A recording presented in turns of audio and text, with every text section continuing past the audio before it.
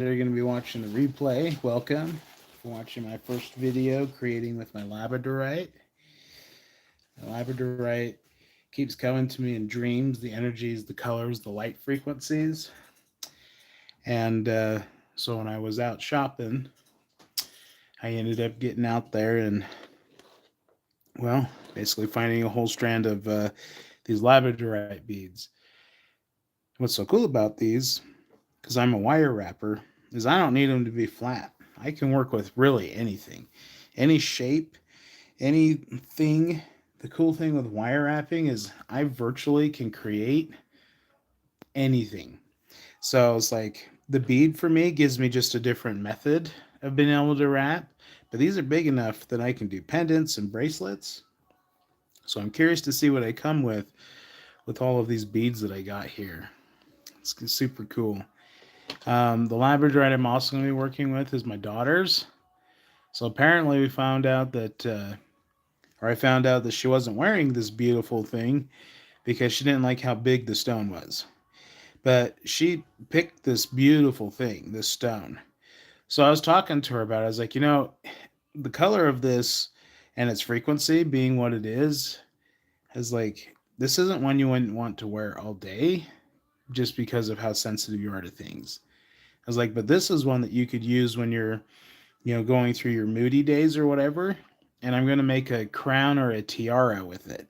So she can just put it on her head to like meditate with and breathe with. And I even encouraged her as like, if you wanted, I could make a creation crown that'll have like some amplifying crystals on it so that she could just wear it while she's in her art mode to like really zone in on it because she's just amazing. But this purple labradorite for my daughter, she picked it out. It really is the most spectacular stone I've ever seen in my life. I just love it. So, but this was originally a bracelet, as you can see. And all the little details in it. Just super cool. Yeah. Anyway, so we're going to get to work today. I'm going to work on my very first labradorite. So this is the first one off the strand. And I can get the glint to go here. This one like shines from so many different ways. It's like sparkly and starlighty. So I'm going to find the best way that it shines is if you're looking straight at it.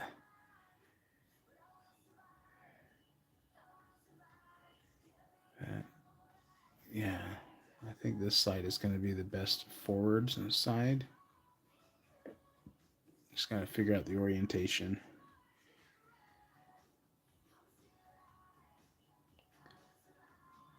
So pretty.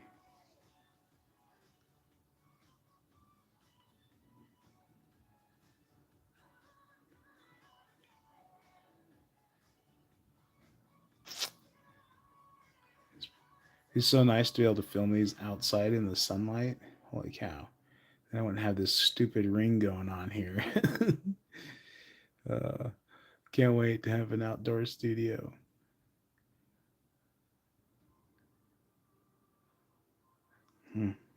Anyway, yeah, I think this is the side. There we go. So maybe its orientation is going to be sideways like this.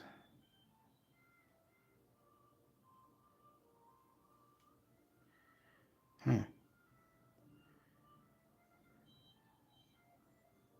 Look at that. Yeah, I haven't thoroughly inspected all of these.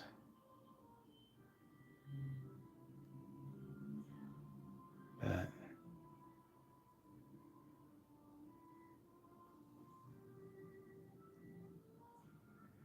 just on my lighting angle here. Oh my gosh, right there. Maybe.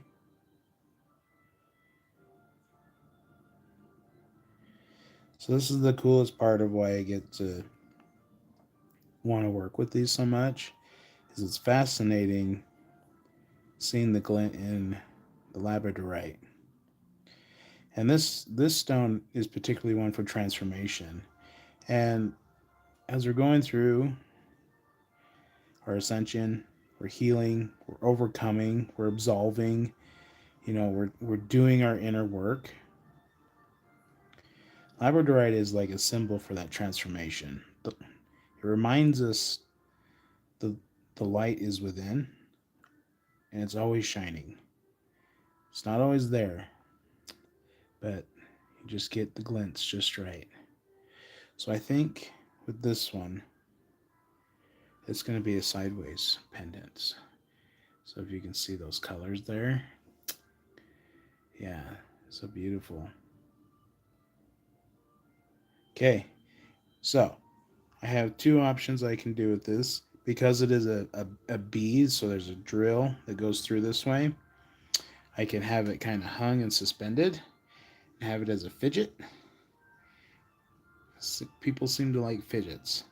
So I think I can have a fidget with this one, but this one will allow it to wiggle and move and get the starlight glint that's in it.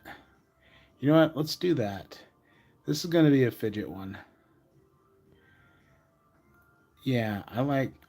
Okay, it does love that. Oh, that one, it zinged me in my head. Ooh, this one here. Oh, this one's so pretty. Look how light blue this is. So this will be my next live. This cute little guy. So exciting. So I'm just gonna pull them right off and make them. These labradorite pendants. I got a lot of work coming up. Um, I'm ready to get out of this apartment, so I got to get to work now so I can get out this summer. Because I need freedom to do what I want. I can't. I'm tired of living by these rules. Oh, gotta refill my coffee. So this live, I generally try to have them started by 9 a.m. Mountain Standard Time, but um, I just had a longer morning this morning. It seemed that full moon last night was heavy, so I went to bed early so I could get up early to go see the full moon, and I slept through the whole dang thing. That lunar eclipse, I was pretty bummed about it because we actually had a clear sky. Finally, I was able to see some cool cosmic thing, but totally missed it, and that's okay. I was in the astral doing some things, so yeah. If I don't remember my dreams, I'm usually in the astral working on personal things. Okay, so welcome. We're gonna get going here. I want to get my chat open here. All messages are visible. Okay, so in case you're talking, I got it at my eye level so I can see the chat. But today, we are working on this labradorite as a fidget. And I'm feeling.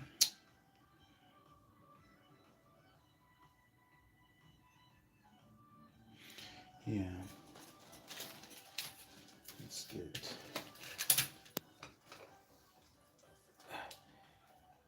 wood earrings. So fragile. Okay, so we're going to do 18 gauge round for the middle core that's going to go through that. I need my approximate, about 12 inches there.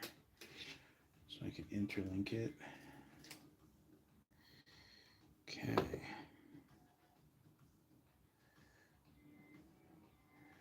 All right.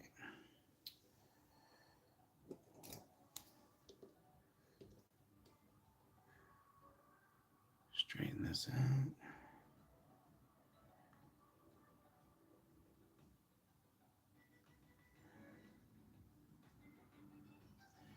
Okay.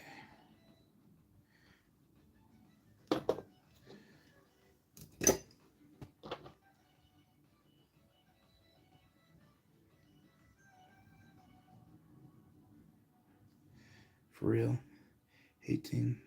So I have to go with the smaller one. Okay, well, that'll be for my next labradorite piece tomorrow. Because that doesn't fit through there. It's funny. Guess I should have checked before. um, You know, my square might actually work because, yeah, okay. See, I like my square because it's stiff. Gives it structure. So we can do the square.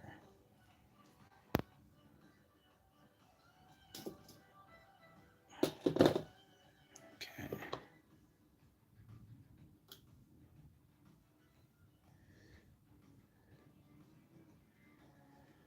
Okay. Scoot up close here.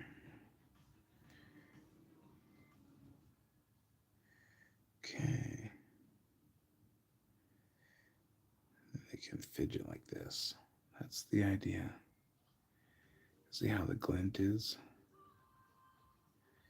That's so cool. Okay. That's amazing. Oops.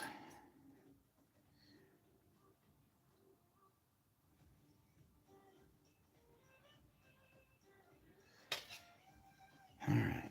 Then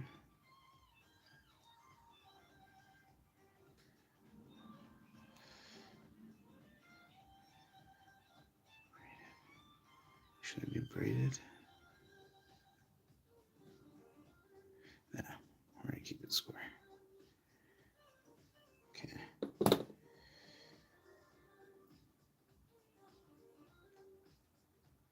Oh, that's gonna be cool. Okay. I see what's happening here.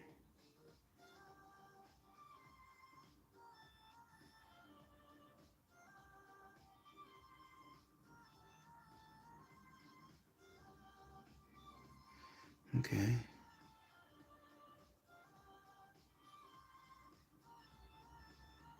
Okay, so we're gonna do a weave today, it seems.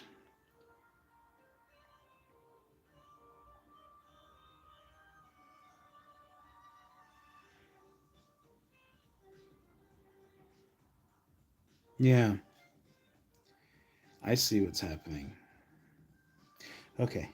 Cool. That's simple enough. So this is just going to attach into, I'm going to make a weave frame, and it's going to have a cool intricate weave work. Probably going to do like starlight ones, so little, yeah.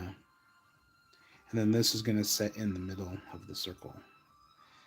That's so cool. Perfect. All right.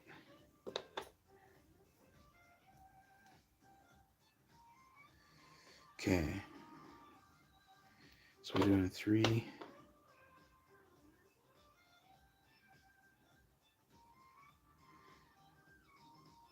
3 or 4.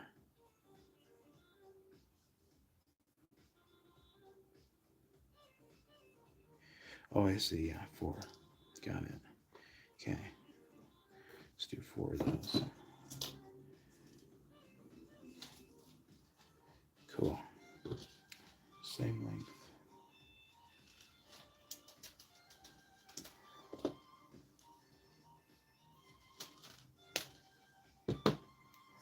So 2.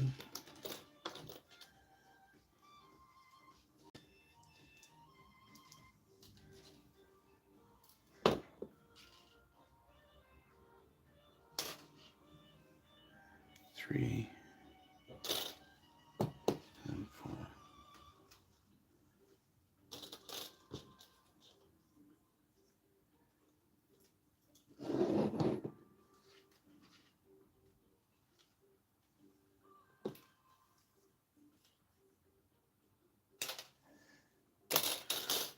Perfect. Okay. Get my spool cleared out so we can start threading. What? Oh, you want copper. Okay, fine. We're going to do copper today with this. So we're integrating. This is cool. Okay, so we're going to straighten this out. Straighten this out.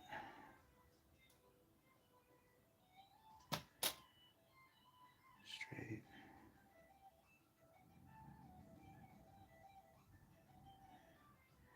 Yeah, I just felt inspired to do a bunch of labradorite. Coming into spring, time of transformation, we're in the fire horse, year of creation.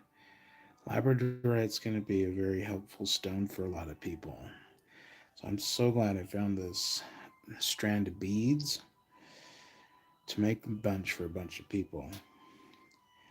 And it's kind of cool because I do my meditations beforehand and get my headspace on right. I added my gua sha to my meditation for just healing my body. And I'm seeing amazing results. Just completely immersed in learning the alchemy of crystals and stones. Learning how these companions work with us and work through us.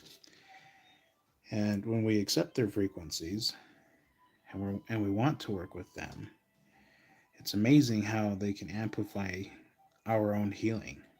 Now we have to do our own work. We have to do our own healing. Okay? Like we have to do our inner work. But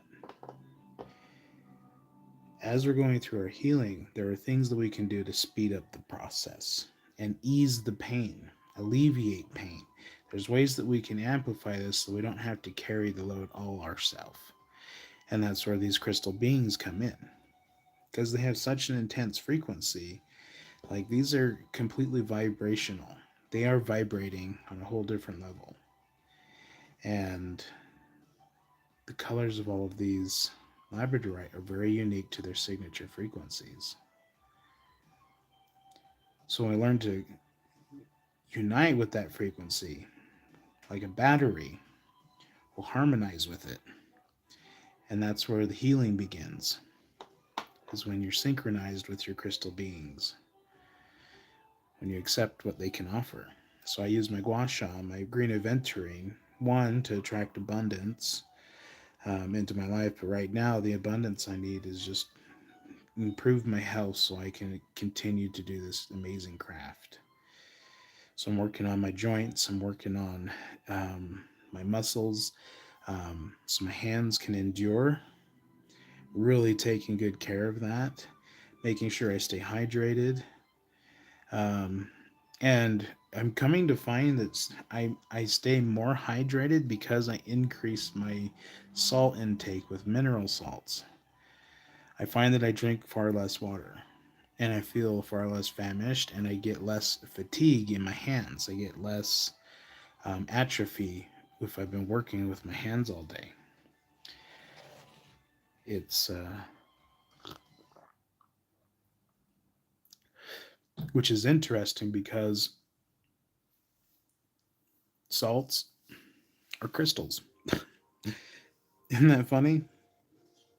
We use crystals in so many ways and we don't even realize what we're using. I don't even know how to explain this, but okay.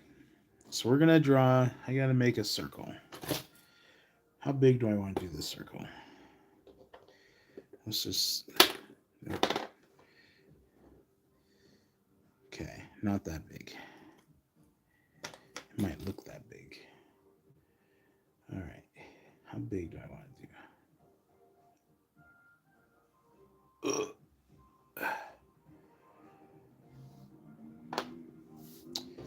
Okay. I just need to know how much to measure. Do smaller.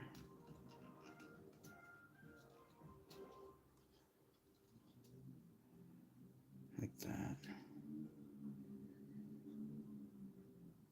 Okay. So about like that. Sweet. I'm finding the center so I know how much to weave to make the frame for this. Because this frame, when I'm done weaving, is gonna, I'm gonna bend it this way to hold the center. And then all of this extra wire is going to be used to flow the energy and reinforce the strength of it. So it's actually like a durable pendant. Because I would hate for my stuff to get damaged when they look like that. So I try to reinforce them so that they have some strength to it. Um, which, if at any point, any of my pieces break, jewelry pops out or whatever, like, I'm more than happy to, have you send it back and I can fix it, or we can make you a new one. Like, I want to make sure I take care of everybody because these things are so cool. But one thing to take note of with these crystal beings, if they pop out on you, it might be time to change to a new one. Like, they're kind of finicky like that. I don't know, can't count of how many stones I've just had. Like my phantom quartz. I've been looking all over for that dang thing. I've had it for so long, and now I can't find it. And I learned something about phantom quartz. They don't want to be found if you're not ready to vibe with them.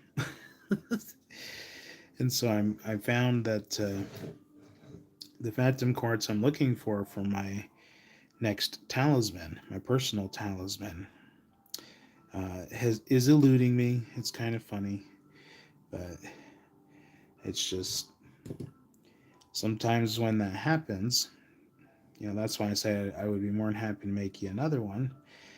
We can send back the old one and, as a refund kind of thing, and then I replace it. That's kind of how that would work for something similar. It's just, that's just my idea.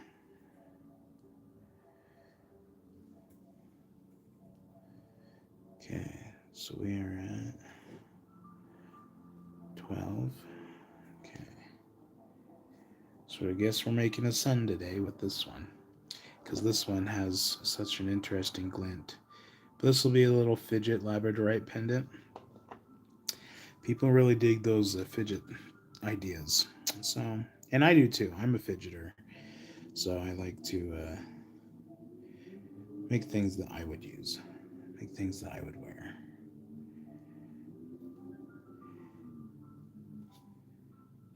Okay, so how do I want to do this pattern? 12.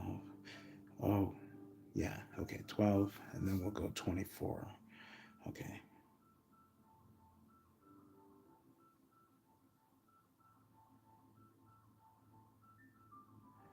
So like a burst. Okay, so we're going to go out here like this. Then loop this pattern here. Okay. Like that. Okay. All right, then we're going to stitch our next thread here.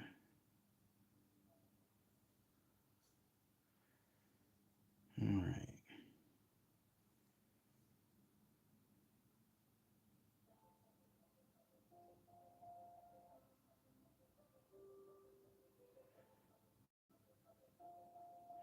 Nope. Okay, I see what's going on. I'm getting ahead of myself. Okay. I gotta bend my wire tips so I can get my wire. Okay.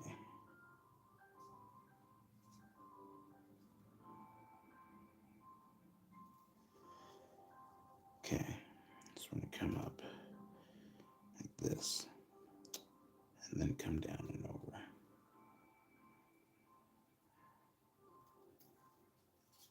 Okay. Like so. Attach my next one.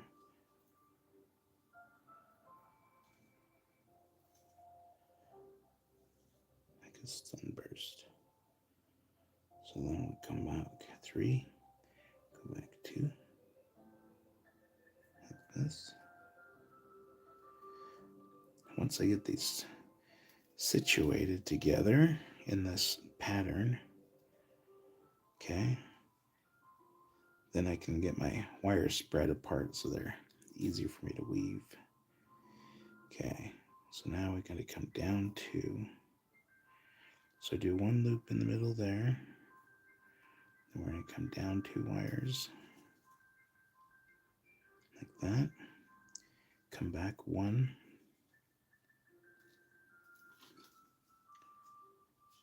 okay, then And we're going to go down to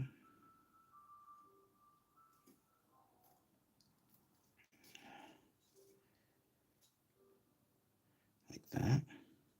Come back one.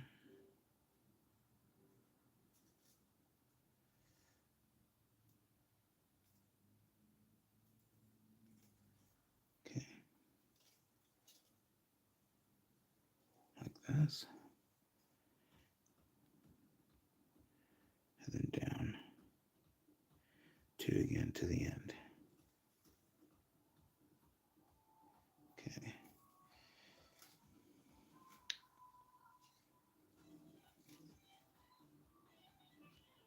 Like that. So you can see that's going to be your starburst pattern. So we'll take this, we'll squish it together. So when you squish it together, you can see how that pattern kind of looks like a spurt or a ray of something. And then we're gonna duplicate this pattern all the way down. We're gonna do enough that's gonna go around in a circle, like a sun or a star or something. The stone had me switch from silver to copper, so that's why we're doing it this way. But this is raw copper I work with, and when it oxidizes, it looks so cool against a bright silver. Oh my gosh, it is so cool. But yeah, we're going to repeat this pattern, do a weave, and we're going to attach this so it can fidget like this. It's going to be so cool because that's the best way it shines. But both sides have really cool glint. So if it was resting against your heart or chest, and you can like shift it based on what the sun's doing, and this pendant will be reversible. So anyway, you can get it to sparkle on any day, really, depending on where the sunlight is or where the light of the room is. It's pretty cool. So it pops out at you. Alrighty.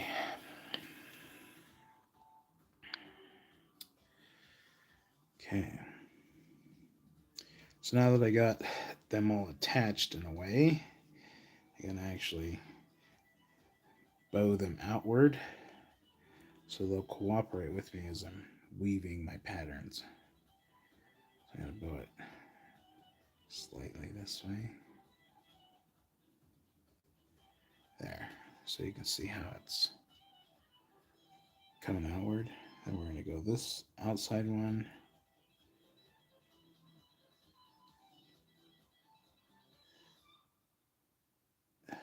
Okay. And then, so see how they kind of spray out.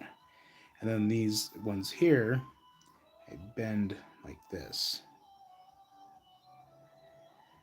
So now you can see how you got a spray out and a spray out, left and right, and then you've got a bent kink and a kink. This allows me to identify 1, 2, 3, or 4, or whichever pattern you're working with. So I kind of make it easy for myself as I'm weaving to speed up my efficiency. So as I'm working with this coil here, with that spurt, now we're going to do 12 to make the full pattern, and then we'll repeat 12, spurt 12, and then that'll be 24 in between. So you can see how this is working in 369 principle following Fibonacci.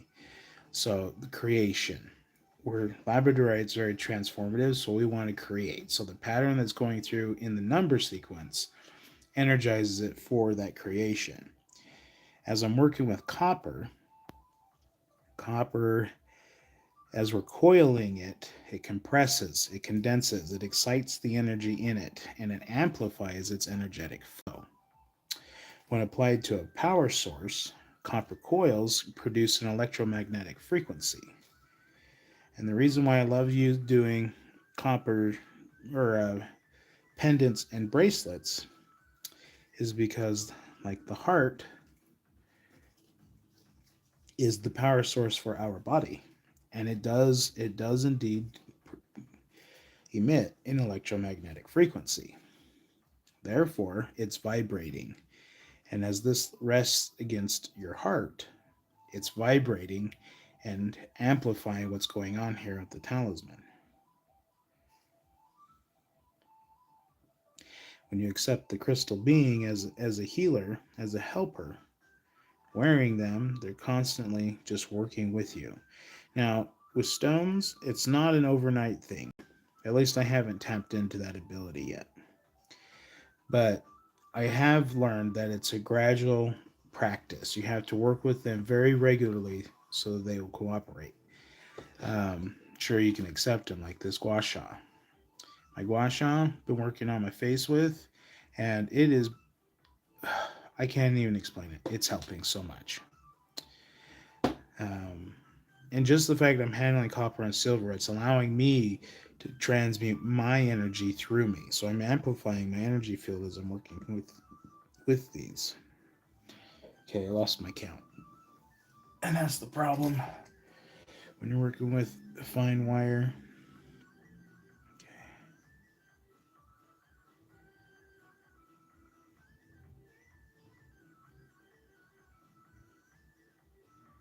Okay, we're at 9.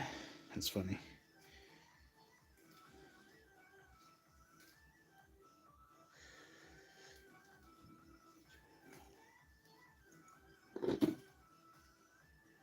Three, so that's 12. So now we're doing another 12. So that's 12 and 12. See my pattern now? That'll be my starburst. Now we got to repeat the pattern a few more times. I'm probably going to do the pattern 12 times to kind of keep it in sync with that ratio. If 12 is too small, then I'll have to do 15. I think 12 will be just fine, the perfect diameter. So you can see how I'm running my number sequence here. 3, 6, 9. 12 is that. 1 and 2 is 3. Numerology. Okay. Simple math. 1.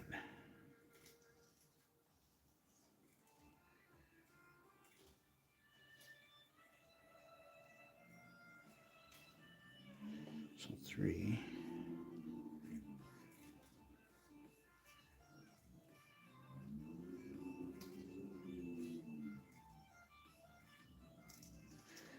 3.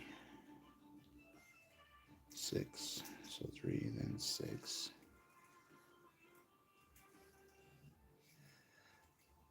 3, that'd be 9.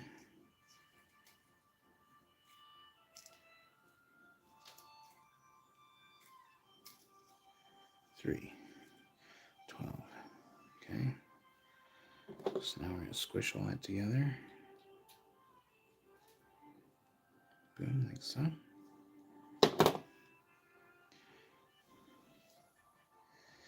Now, we're going to repeat this little burst here for our next one.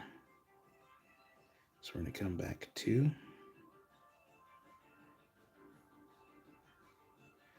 Okay.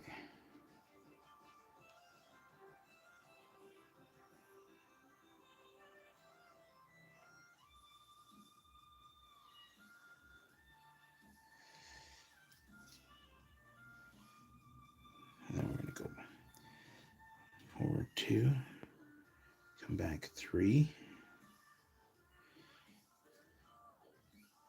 go back 2, come over 3, go back 2, and then do back 2 over 1 to make a middle. So that's my middle break. Now we come down, go 2 again, come back 1, over 2, back 1,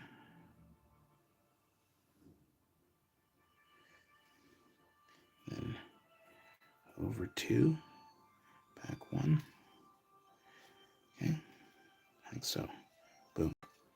So now we've got 1, okay, so there's 1, as I pull, that's when I count, okay, 2, 3,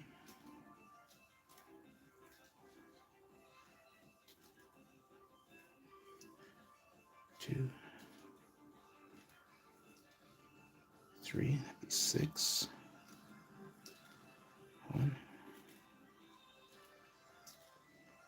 2, 3 would be 9.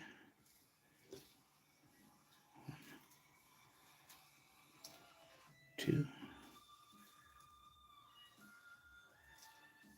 3, that'd be 12. So that's how I keep my counting simple so I don't lose track in my mind. Like, say my daughter comes and says, Dad, look at this. I count 1 to 3. 1, 2, 3, and then I just, recite 3, 6, 9.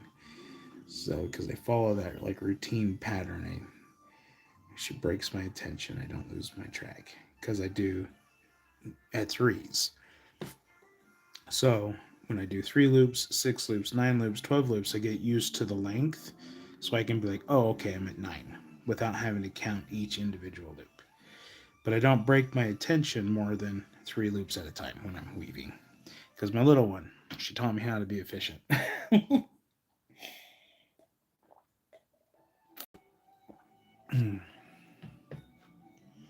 Okay, so now we got 2 patterns. So we're going to do this 10 more times. So I got to go 12. Okay, so 1. So I'm listening to Lindsey Sterling right now, and I haven't listened to this since I got sober. And I don't know. There's just a part of me that is reverting back to that point of transformation in my life of when just after I attempted suicide, that I took charge of my whole life and I transformed my mindset and I transformed a lot about me to overcome what I put myself through. Anyway, it's just, so that was 13. But I just, it's just like, I listened to Lindsey Sterling on all of my hikes. I got connected in nature. I was breathing the myceliated air. The withdrawals were terrible. And I just, through the withdrawals, rather than, dwelling on what I'm feeling, the shakes, all of that stuff, I just said, I got to get moving. That's all I told myself. I just keep moving. Just like uh, Dory Finding Nemo. Just keep swimming, just keep swimming. That's just kind of how I approached my life when I had overcome that stress and anxiety of the world that I created with my just everything. And today, because I'm working on all these labradorite coming into spring, this full moon has got me amped up, and I'm ready. I'm just trailblazing is what's happening. But I realize that I need to get to work because as I'm healing my body with these crystals, people need to know that there's an alternate way. You are the placebo, as Joe Dispenza says. You are the placebo. You can heal yourself. Your mind is such a powerful thing. I just work with crystals because crystals, they just amplify the process. They make it easier. They can take the blunt of things more than you realize.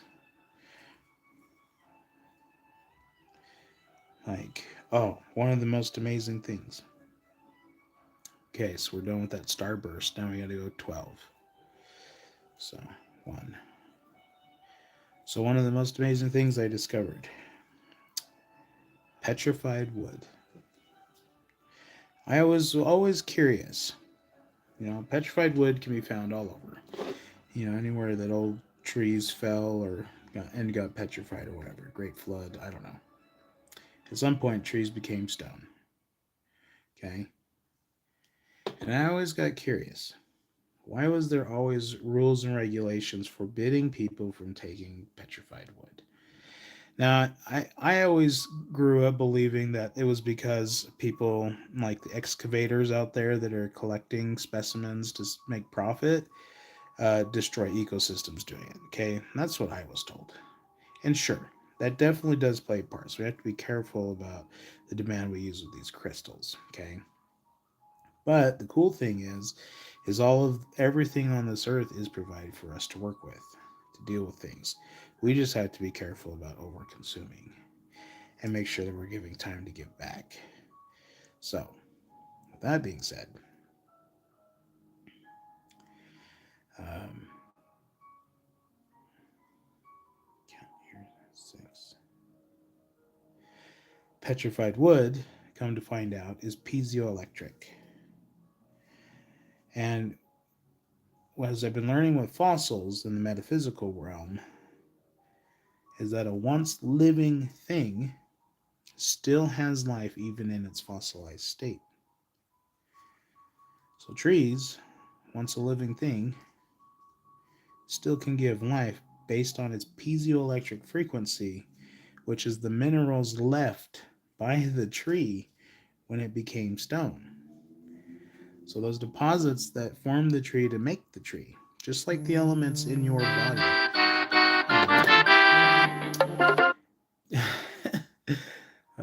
Let's mute that one real quick. Dang solicitors. Yeah, since the NSA was established in Utah, um, it, oh my gosh, I get the craziest calls. It's so annoying. And they're always like going through a computer, just going through a computer. So there's like a 5 second delay.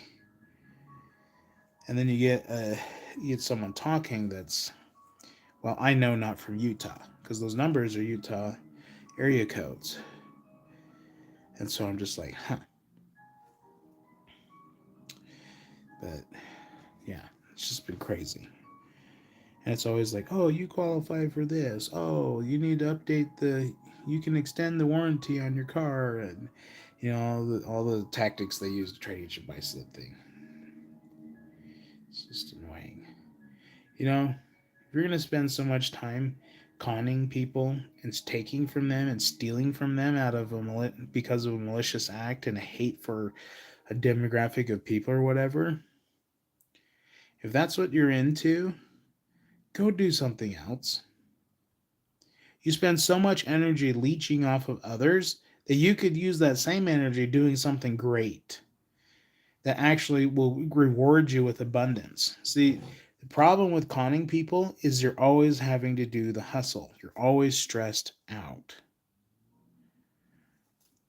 But if you use that same energy and go do something good in this world, you'll find that you'll be less stressed and you'll find you'll have what you need and you'll find wholeness in your world. Stop trying to scam people. Do something good and you'll see the abundance come. Taking from others, walking all over them, that comes from a place of fear. It's time to shed all the fear now. Just let her go. So anyway, where was I going with the I got distracted. Um but where was I going with petrified wood. So if you take petrified wood, okay, let's just say this Shiva lingam is petrified wood, okay? If you're dealing with tons of negative emotions, anger, frustration, grief, and like it's so intense, using your hands, you can take petrified wood. Even if you have a chunk, you could squeeze with your hands like this if you wanted. Okay? But you can channel all of that anger and frustration and hate that you're feeling, that negative emotion, and you can compress and channel it into your petrified wood. And again, because it's piezoelectric, it absorbs energy. Okay, so you can channel that in there. But the second that you break it there, like gone, it discharges it like a capacitor. So you apply your negative energy into a petrified wood, and then it discharges when you let go. So made me wonder, what can petrified wood do for the body? So I went on that journey. That's how I discovered this.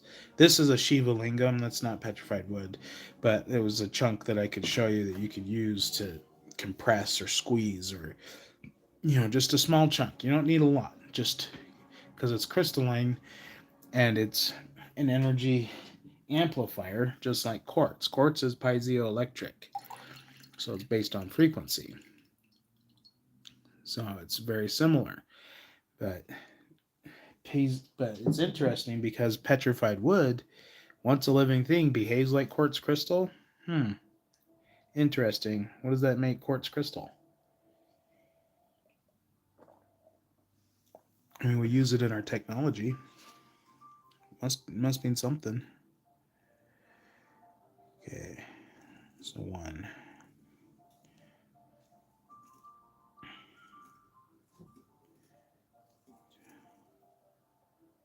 3.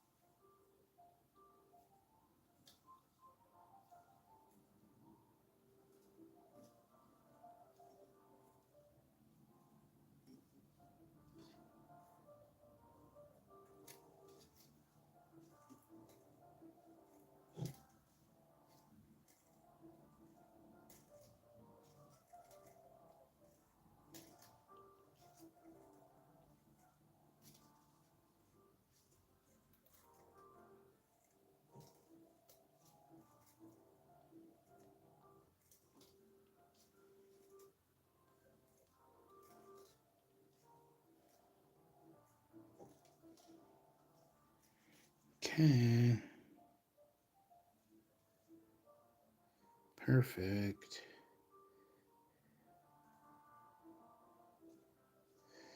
Okay. Uh-oh. I was talking and I got it short. Oh well. They're just happy accidents.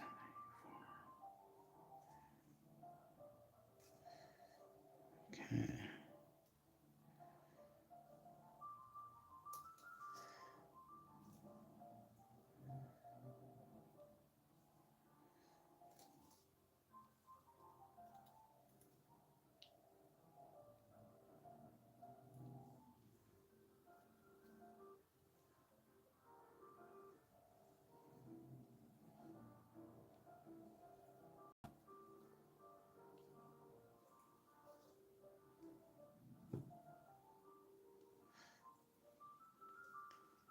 Okay. Then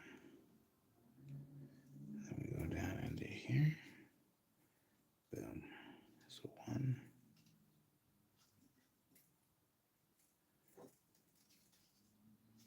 3. Okay. Perfect. So now we squish it down.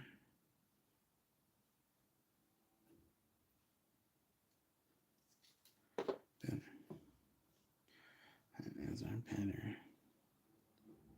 3.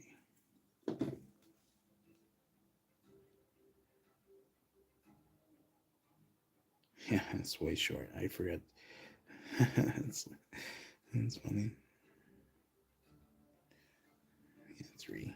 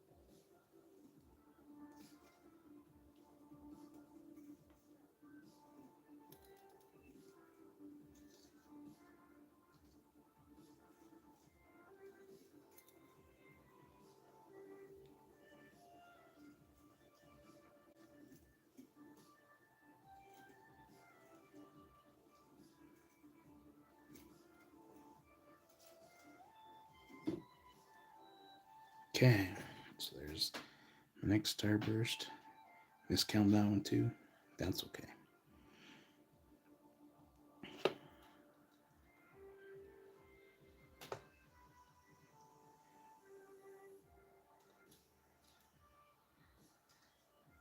It's funny.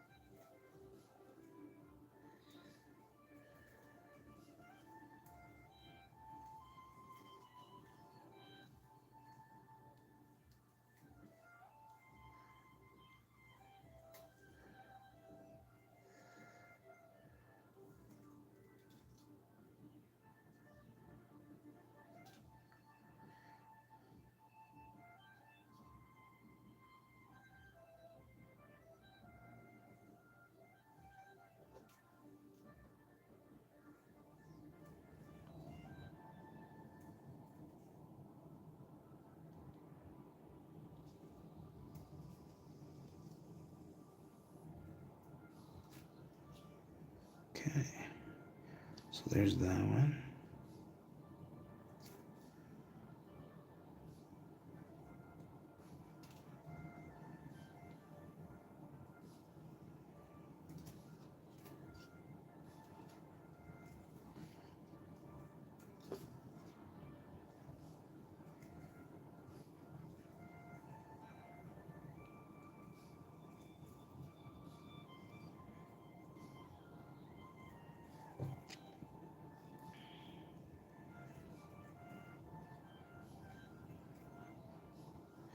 Okay, so that's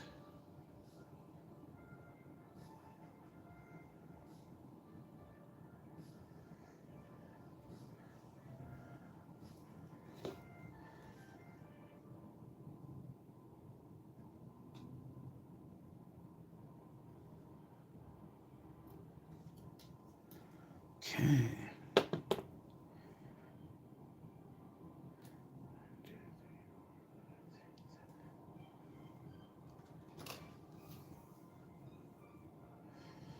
Alrighty, I need.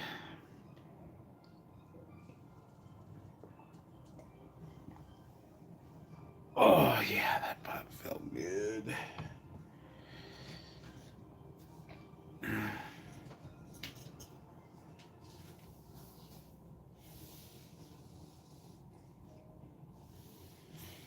All right, where is it?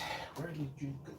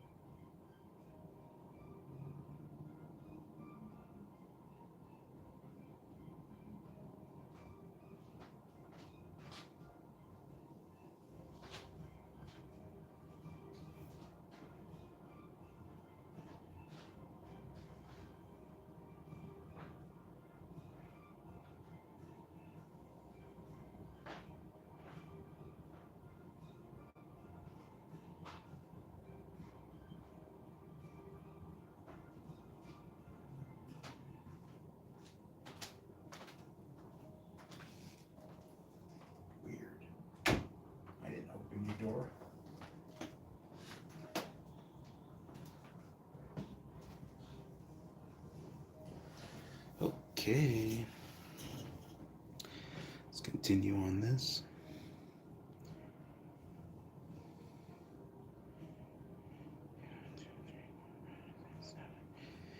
Okay, it looks like might actually, yeah, be 12.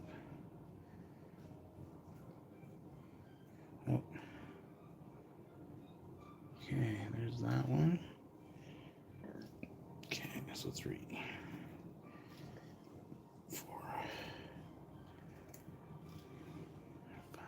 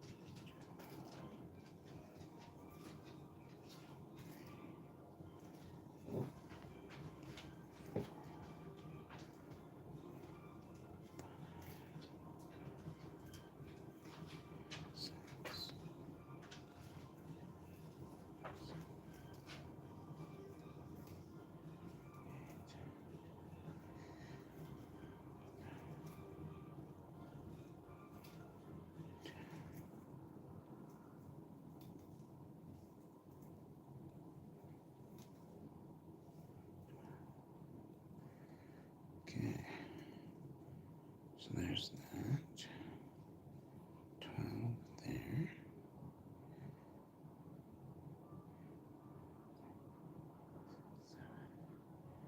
Okay, so we got 7 going on there.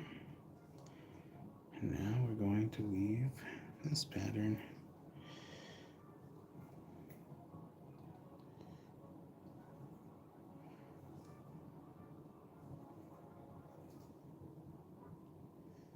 Okay. And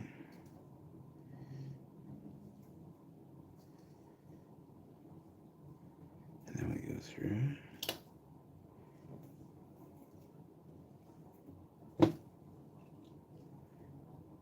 Nope. This one.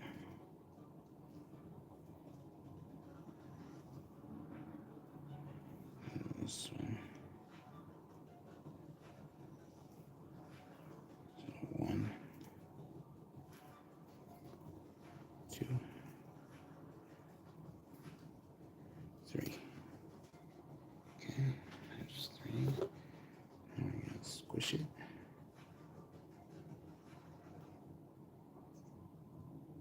Tickle, tickle. Looks so cool. Okay. Alrighty. So I got 2, 4, 6, 8. Okay. Getting close.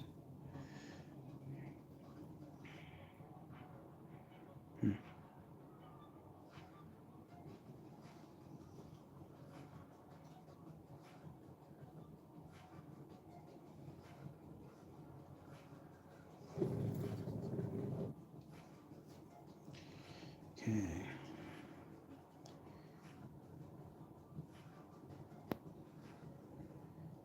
So 4, 5, 6, 7, 8, 9, 10, 11, 12. Okay, so we have 12. So 1, 2, 3, 4, 5, 6, 7,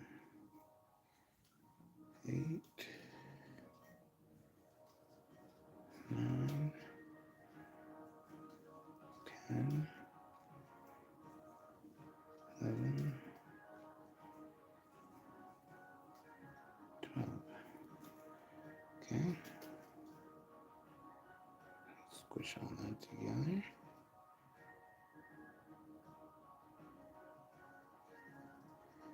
Okay. It's looking good. 3 more. Okay. So we got all of these here. And we're going to do 3 more of these birds.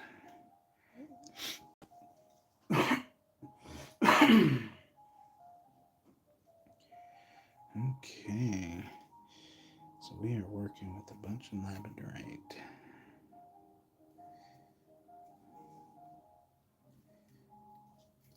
Okay. Welcome for you that just joined. Today is my channeling session that I do with my pendants. I channel these energies to whoever's going to actually find them. It's kind of cool. I work with these crystal beings, so I connect to some frequencies that allow me to find a home for them. And I make them for somebody looking for exactly how I design it. It's pretty fascinating where my creations go. Okay. I'll fix my threading. So if your thread wire kinks, like goes a full 360 and kinks, you can snap your thread wire, and that can kind of throw off your patterns on your weaves. So you gotta be careful with that. Okay, so we got 1, 2, 3, 4, 5, okay, 6, 7, 8, 9, 10, 11, 12, 1, 2, 3, 4, 5, 6, 7, 8, 9, 10, 11, 12. Okay.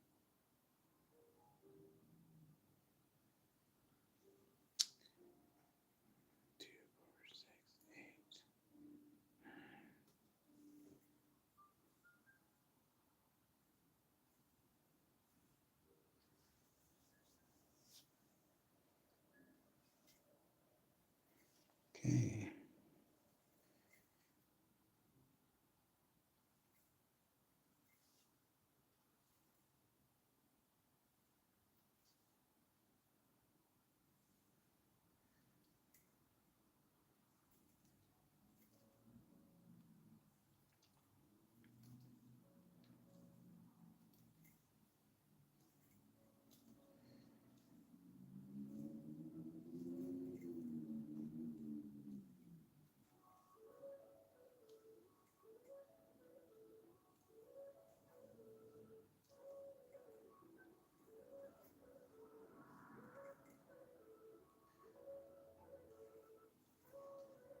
Three.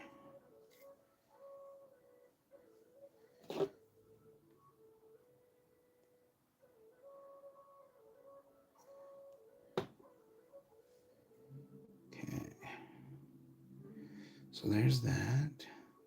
So 2, 4, 6, 8, 10. So we got 2 more of these bursts. And we're almost done weaving the frame for for this beautiful labradorite. Okay, so 4, 5, 6, 7, 8, 9, 10, 11, 12. Now we do go to the next pattern. So 1, 2, 3, 4, 5, 6, 7, 8, 9, 10, 11, 12. Okay, so now we are at 24 stitches. Okay. Alrighty. So we got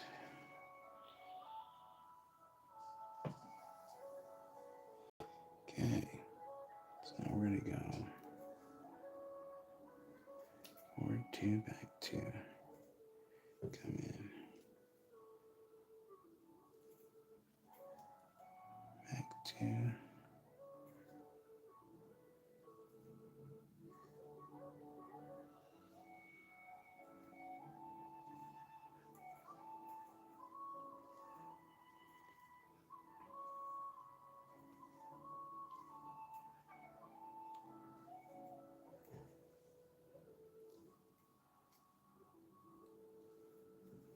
So 1. Okay. 2, 3. Okay. Squish it down. Tickle, tickle. Okay. So 2, 4, 6, 8, 10, 11. Cool. One more. We are done.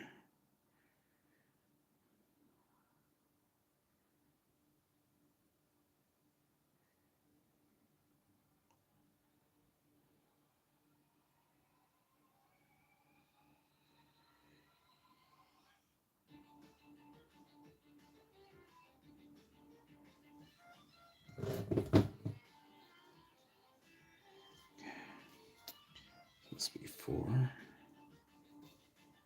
5, 6, 7, 8, 9, 10, 11, 12.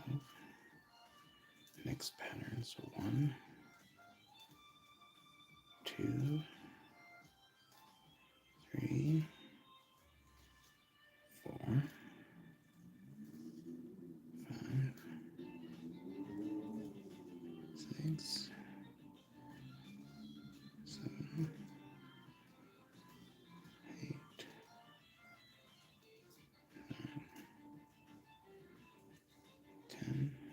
9, 10, 11, 12. Okay. So we got our next pattern. Okay.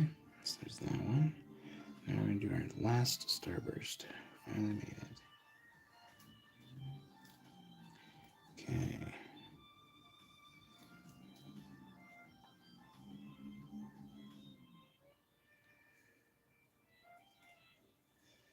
Okay.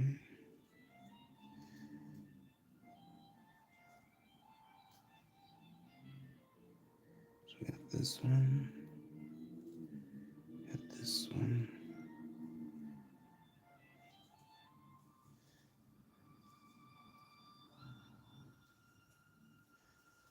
Okay.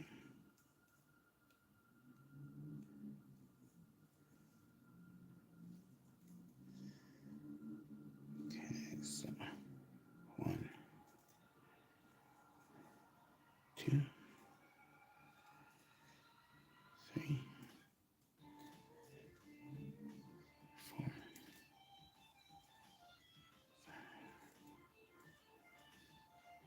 6. Oh, I forgot to squeeze it because I'm getting excited to finish.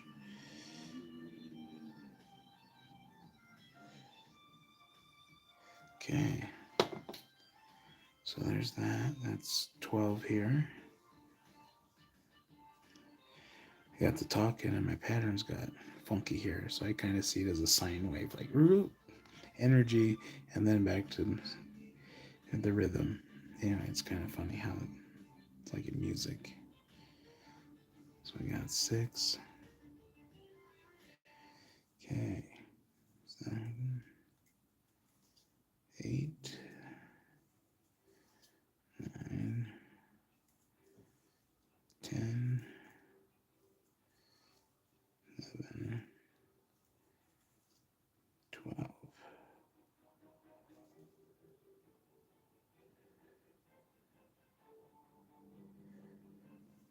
Okay. So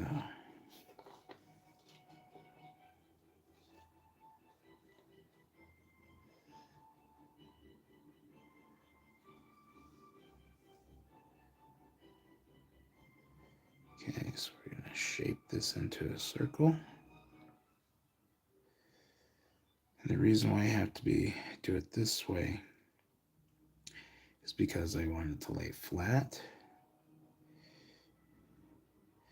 But I have to be like careful how I do it so that these don't pinch like I just did here. But because of this being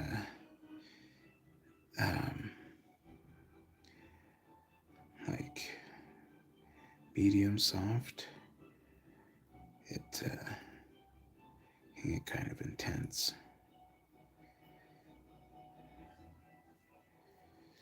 Okay.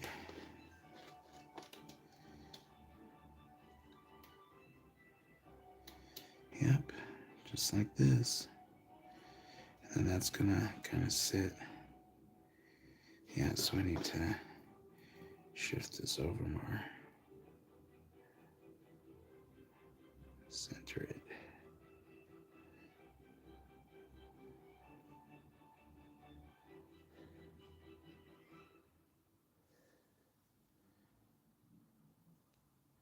Okay.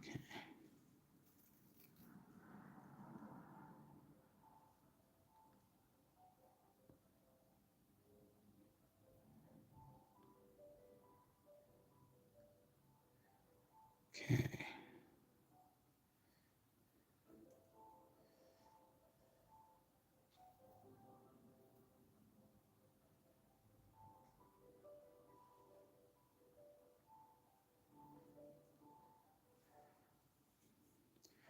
So what came to me was this.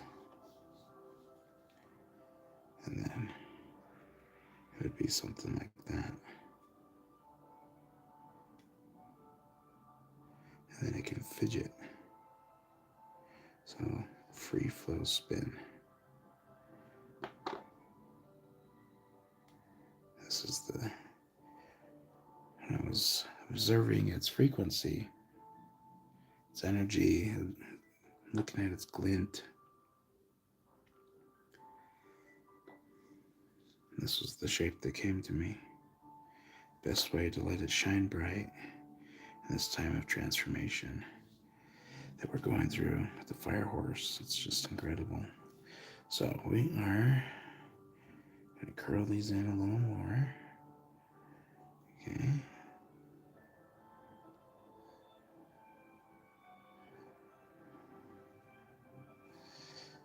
Okay. Curl this one in a little more.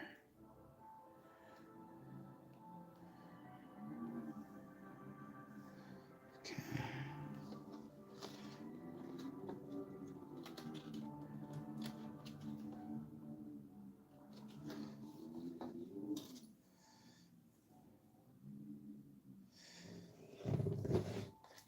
Not cutting this thread because I'm going to weave the bale together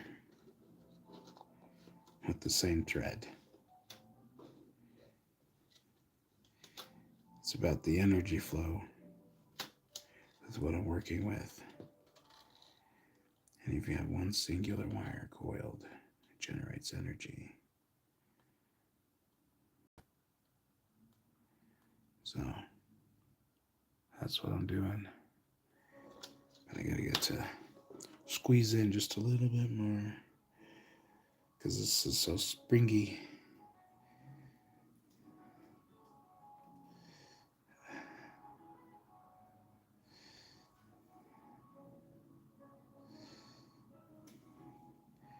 Shaping this frame.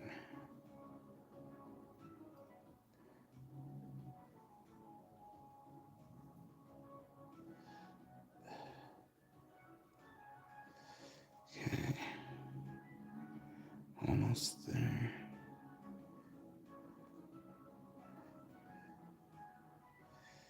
Okay. How does that look?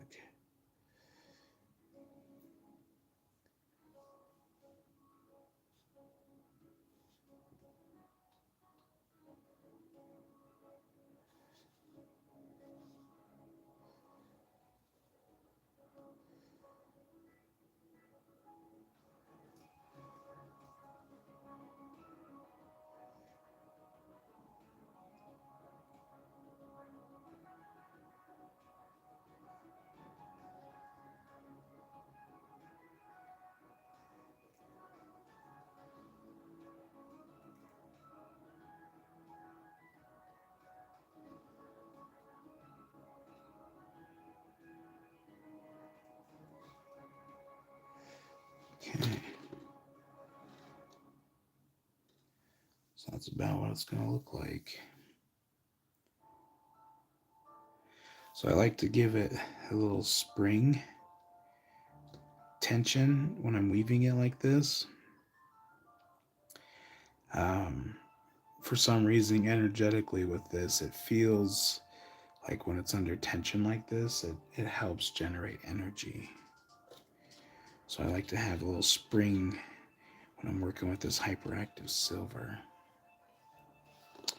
So we are creating this one. So we're gonna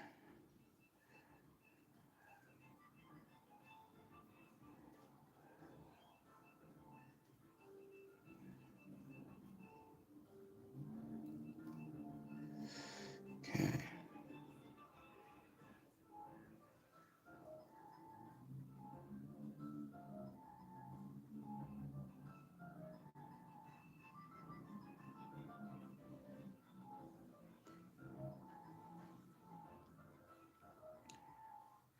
Okay. I'm gonna visualize how I'm gonna flow this together. What I'm thinking is I'm going to be taking these two inner ones, bringing them in together to the bale so they go upward, and weaving it together like this. And I'm thinking that these outer ones are going to interlink underneath to secure it together sideways like this. So these two outer ones are going to split off. Yeah, I think that's what I'm going to do. Okay. Because that springiness will help, the compression helps with the energy flow. That's what we're working with here. So this is going to be a fidget. So you get it to sparkle any day. So I'm channeling this creation for somebody that just shines bright and is transforming and evolving. That's where this one's going. It's kind of cool to see who comes across it. Just cool to see. But as for copper and silver, it's pretty cool. So I got to stretch my hands real quick before we get to weaving again. So give me about 2 minutes so I can work with my tiger iron to help loosen up my hands a little bit. This provides like a grounding frequency. It helps like reduce the inflammation that happens when your muscles get tense. So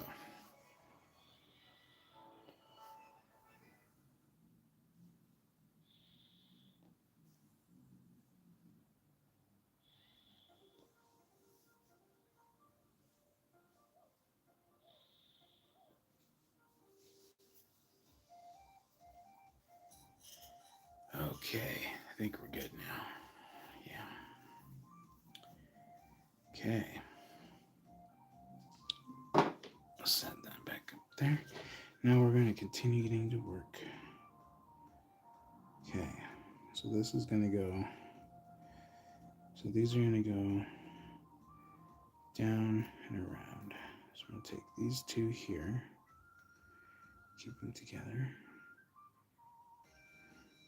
These are going to go down and around. And then these two,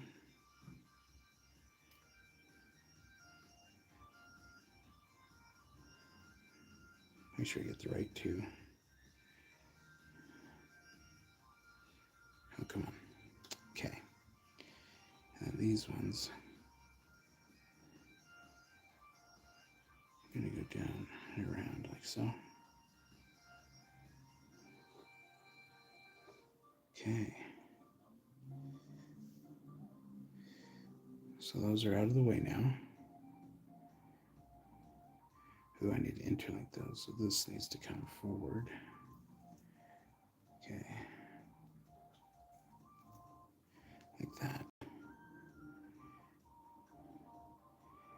And then it's going to hold like that. And we're going to bend those up to make my bail. And we'll seat this bead right there. So cool. Little pendant. Okay, so let's get to work.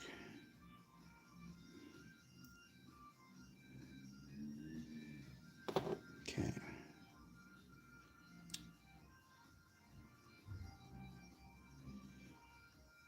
Bend that one up.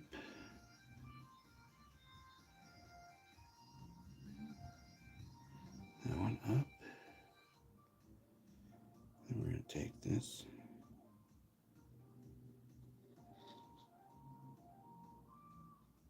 Bend that one up.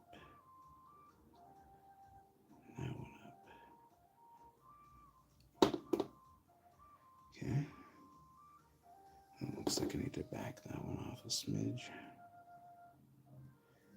Okay.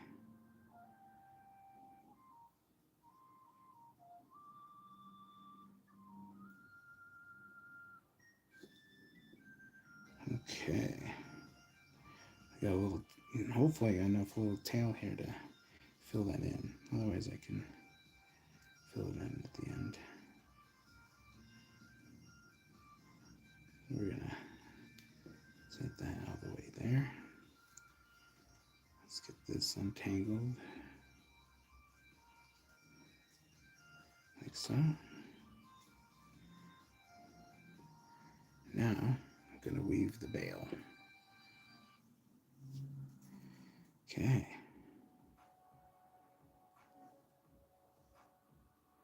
So make sure this is set right. Like that. Okay.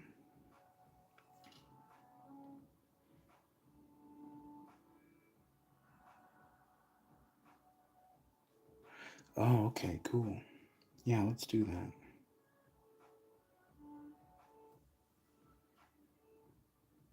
That's gonna look.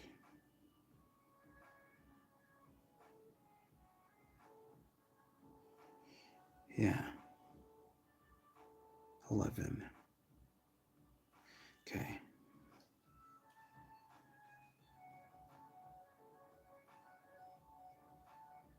All right.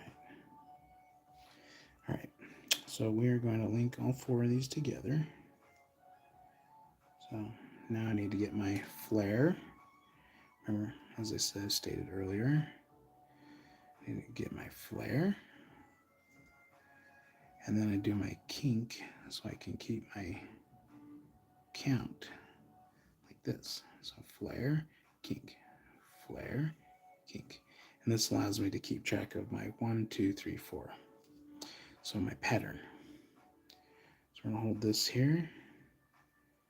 We're gonna overlink it here. Okay. And because this is so important that we don't pinch it too tight on this initial one, because we want it to be able to thread in between the wires, as you can see there. So we've got this link here that we're bailing. Welcome, guys. I appreciate you jumping on to my vision of essentially a Bob Ross show. But I am creating and channeling with Roxx. I create for whoever's going to buy them. It's so cool. I'm tapped into frequencies that I just feel into, and it's quite wonderful what comes. So we're going to loosen that one up. Okay, this is this start there. Okay, so now we're going to do a loop here. Okay, 1. Now we're going to come back 2. Okay, and then back 1. Okay, slide that down there.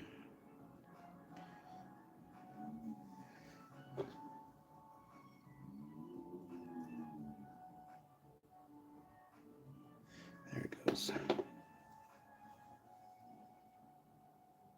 Okay, now we come up through here, back down. Okay, through here, like that. Okay, so I gotta be careful when I'm sliding these down at this beginning, because they are pinching underneath here, like so. So we're getting that start there, like this. That's what we're working with. Okay, so now we're going to do my pattern here. So 1 to interlink. Now I start my new pattern over again. Okay, bring this down. Okay, come down this way.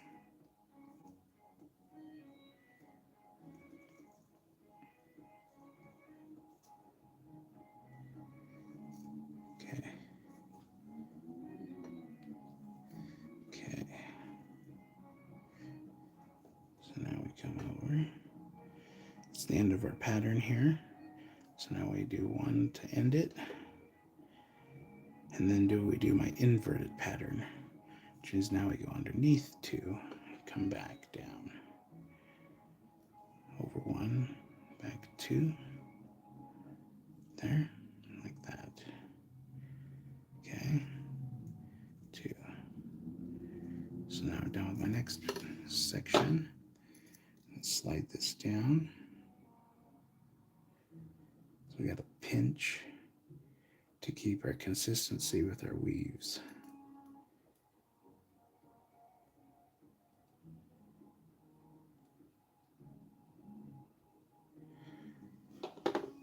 So you can see how that's coming out here. That's what we're doing. Okay, so now we do our 1 to end that pattern. And now we do the forward way again. Just weave back over. So slide it down. Okay, over 2, back 1. Over 2, back 1. Okay, and that, so over 1.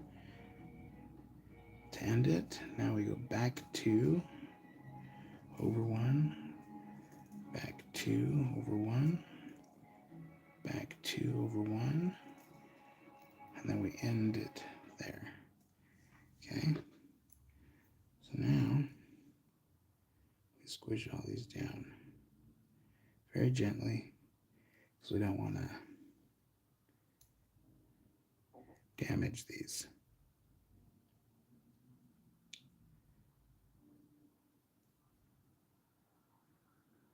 And the reason why, on my camera, but the reason why it's so important that I take care of this thread wires I'm weaving is because I work in the metaphysics. This is all one wire that's going to thread through the whole thing, one copper wire. And because I've been coiling it the whole way, this is amplifying the energies that'll pass through this tied to your heart as it rests against your chest. And so working with the one wire helps with the electroculture of the pendants that I make. I believe that they can heal you. So you can see my pattern that's coming up. Super cool. So we're going to do this. Let's see, I've got my sequence 1, 2. Should I do 3? Yeah, we're going to do 3 on this one. So we'll do 3, and then I have to twist these. And then we're going to do a different 11 sequence here for 11-11. So we're doing an 11-11 sequence on the bale here. You'll see as we go. Okay, so we got 1, 2, so one more sequence. So we're going to go over 2, okay, and then back 1. Over 2, okay, and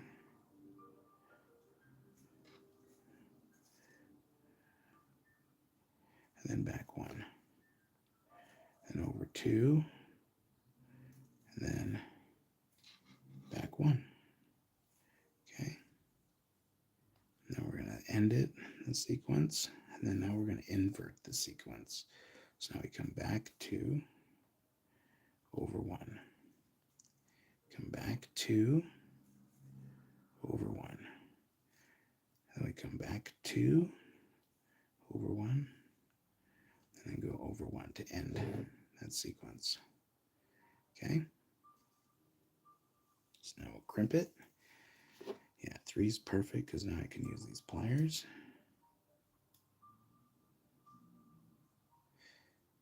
Okay. Perfect. All right, now we're going to change up the pattern. So I've got the bale seat locked in right here.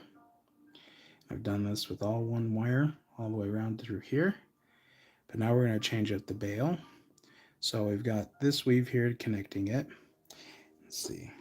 Better tuck that one in right there. Okay.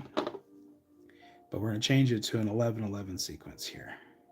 And it's going to be like a geometric pattern, so you'll kind of see what I mean. But we're just going to get to it. And these are going to twist. So when I'm ready to fold my bale, we're going to twist all of these. Call it good. Okay. So we're going to come over, loop over, because we're following our pattern sequence. And now we have this one, like so. So now there's a solid block. Now we start our 11-11.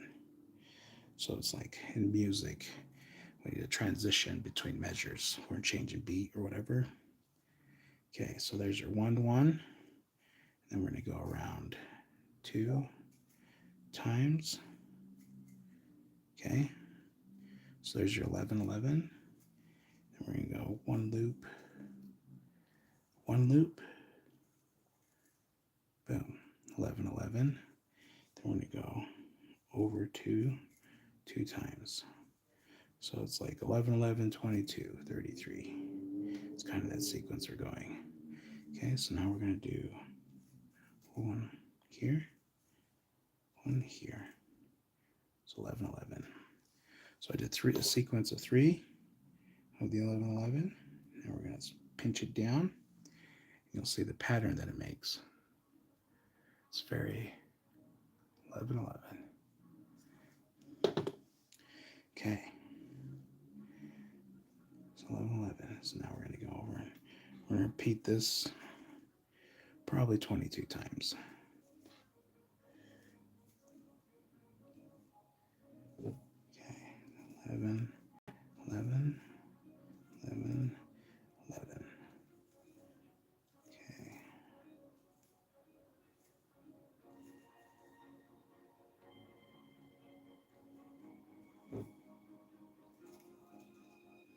Okay. Okay. So we got this one. So we got 1, 4. Yeah. So we're going to come down, come over 2. Okay. And then we do our 11, 11 here. Okay. Like this. Okay. And then we're going to go 1, 2. And then we're going 11, 11. Okay. So that's what we got going on here. Okay. Squish it down, so that would be 6, I believe. Yeah, so 1, 2, 3, 4, 5, 6. Yeah, so we're at 6.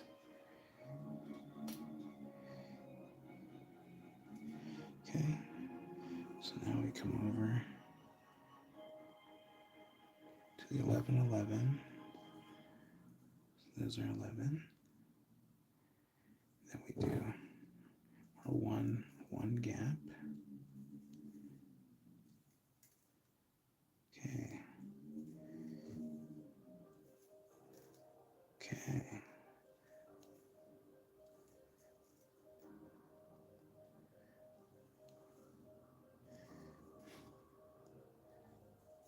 Nightmare on Elm Street just popped on. It's so funny. It's like a piano crescendo. I'm listening to Lindsay Sterling radio. I love her music. So I went through a great transformation after suicide. Lindsay Sterling radio was like my way of escaping this reality, and I plugged into nature. Get out hiking, breathing that myceliated air, spending hours alone, just healing through the withdrawals, healing through the thirst, healing through the pain and the suffering. I really trusted in Gaia through that, and Lindsay Sterling's music was a big influence in that transformation for me. And I figured this year, the Fire Horse, let's get into those frequencies again, because I'm trailblazing this year with my creations. I'm super excited what's coming. Okay, so we got 1, 2, 3.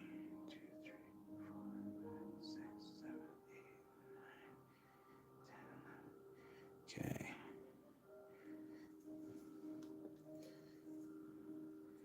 That's super amazing.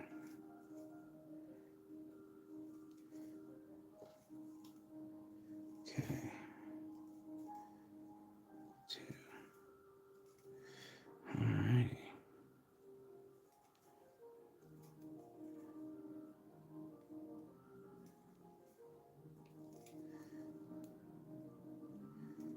Alrighty.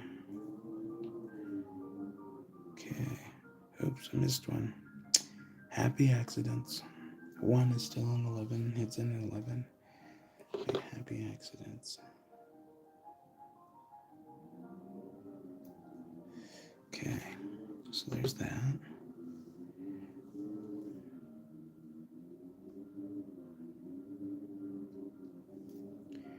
Okay, so we are at 1, so 2, 4, 6, 8, 10, 12, 13.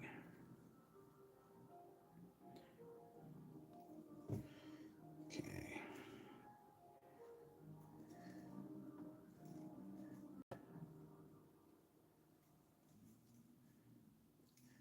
So we got this one. Okay.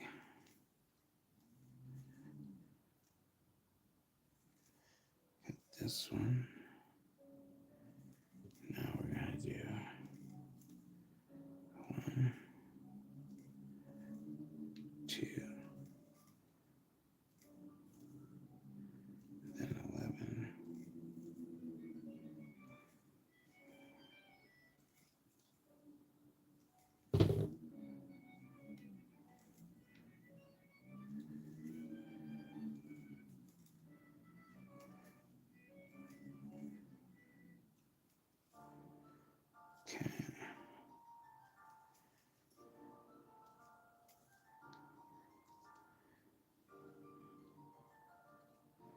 Okay, so there's that.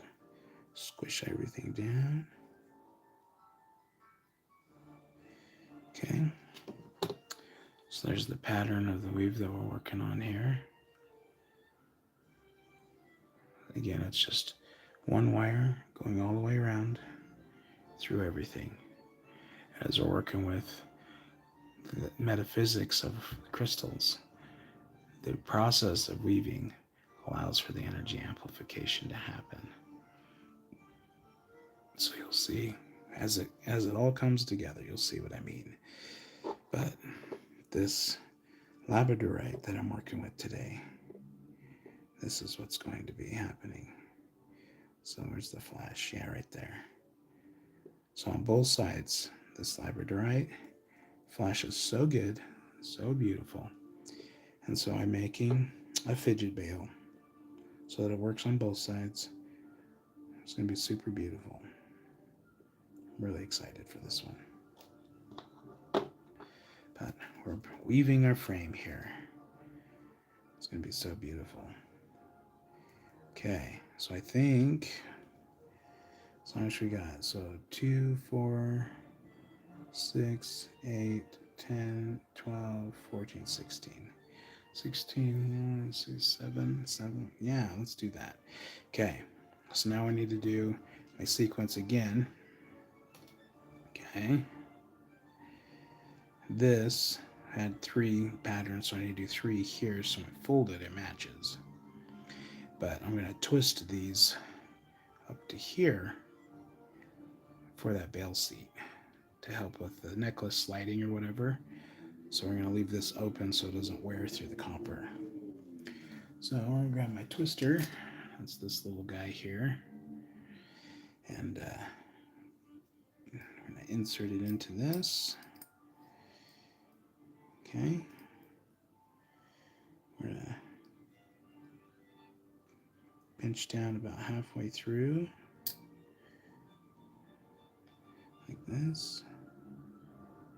We're going to make the twist about like that.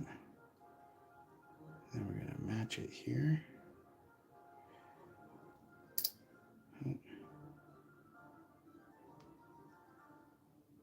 Okay. So I'm going to match that twist there.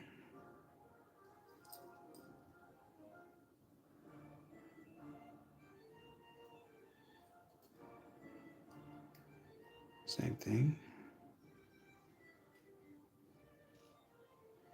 We go about halfway.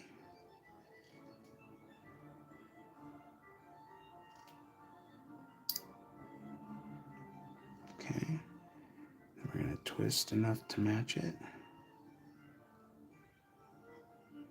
Like that. And we'll bring it out to where we want it. Right there.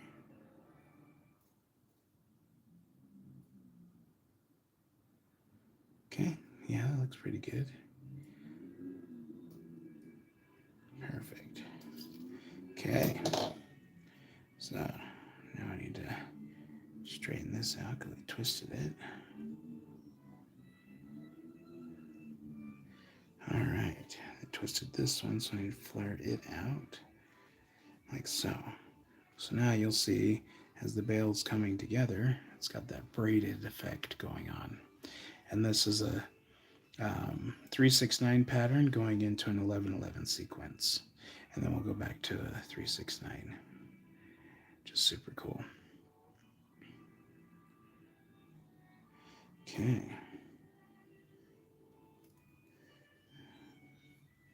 Okay. So now we're going to go back and continue our weave. We're going to do a sequence of 3. So come over here. So this is my first forward basket weave. Come over. I'm going to come over, pull this one together. A little tighter. Okay. Okay, so that one loop right there, that one loop, if you can see it. Anyway, that ends the sequence. Now we got to invert the sequence coming back down for my basket weave. So we're going to come back 1, or no, we're going to go back 2, and then forward 1. Okay, we're going to go back 2, forward 1, back 2, forward 1, and then 1 to end the sequence. So now I have one set of pattern. So now we're going to invert what we just did. After I slide this down so it cinches, and it appears, let me twist this one just a smidge. Okay, there we go. All right. So now we're going to do our sequence 2 more times. So down, up 2, down 1, up 2, down 1, up 2, and down 1. Now that we're at the end, we're going to put our 1 to end the sequence. And then we're going to come back 2, and up 1, back 2, and up 1, back 2, up 1. There, end the sequence with a 1. And then we're going to pinch it down. It's important we do this periodically because this helps keep our weave pattern consistent. And I'm not squeezing too hard, I'm just resting it on here. And then I'm using my forefinger to basically slide it. So I'm going to do this one more time. Okay, so we're going to go down, up 2, back 1, up 2, back 1, up 2, back 1. Okay, we ended that sequence, so now we lock it in with 1. Okay, now we come back 2, up 1, back 2, up 1, back 2, up 1, like so. And then end the sequence. Boom. Okay, so we've got this pattern done here. Okay. Alrighty. I like to, for my bail, make sure everything's seated properly. I like to crimp it down. Okay, like so. So it lays flat. Alrighty. And then I like to use my third, so small, and then it goes bigger, offsetting on these pliers. So small, big, bigger, like so. So I always go the third one with my bails. This allows for most clasps, most jump rings go through. It's good size. And even if they wanted a custom necklace made, it'll gives me that freedom to create something special. So I always go the 3 on here. Okay, so now we're going to fold this down so that it matches, like so. Okay, boom. So there's our bail. As you can see, this is super pretty. Okay, that'll pinch together like so, so it sits like flush. So now we've got 4, 6. Isn't that interesting? So 4, 5, 6, 7, 8. So we got 8 wires that I can work with to strengthen up the star that's going on for this fidget, because the whole structure of this pendant is dependent on this ring. I would hate for it to drop and get all warped and distorted, so we're going to reinforce it with this to use up some of that excess tail of my creation. And it also helps channel the silver's energy for the magnificence of the divine feminine. Just super cool. So we got that there. Okay. Let's get my bail. Okay, so we're gonna, I'm feeling like this is gonna come up underneath and over. So we are going to take this very carefully, bend them inward. Okay, like so, so they kind of like just pop in. Alrighty.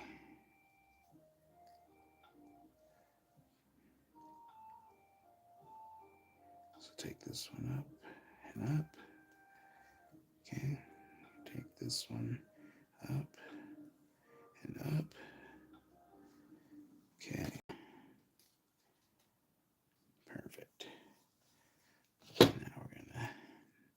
sure these are snuggy. I don't want that bail to come undone. So you can see that size there. Okay.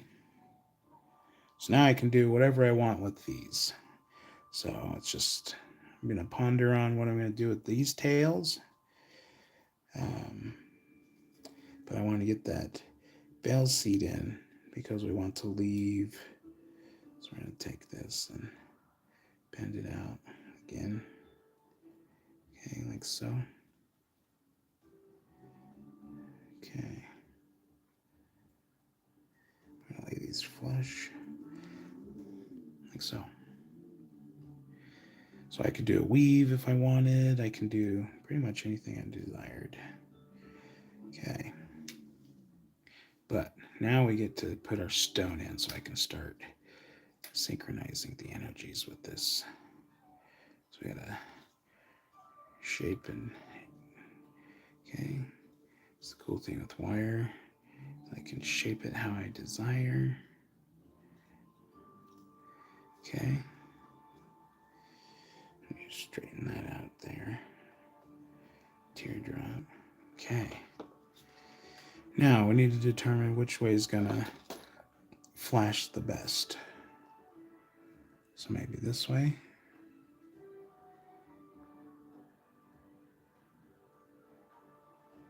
So that it shines bright.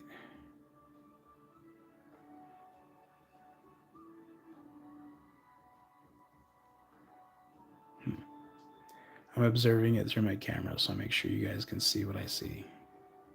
But in the sunlight, these things are so bright and vibrant. But I think the best way we're going to get here, get the most flash,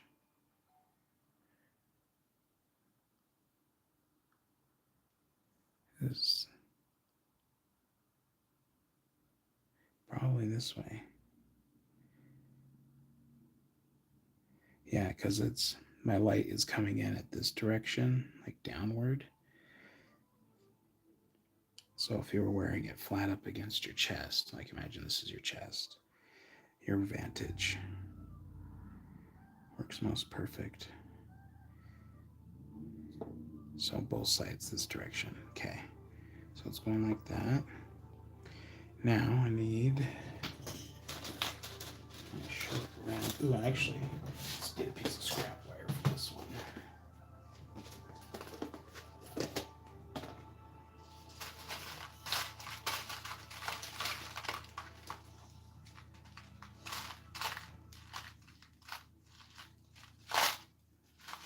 Got lots of long ones that I can use.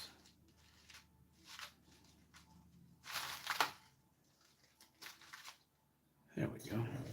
Perfect length for what we need.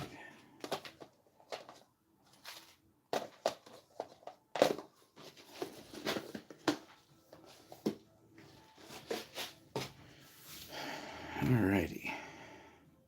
So let's straighten that one out. Okay. Straighten this one out. All right.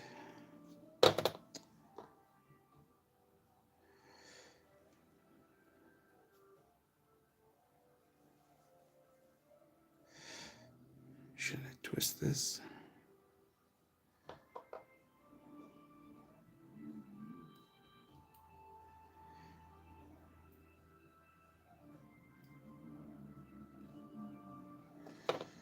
Okay.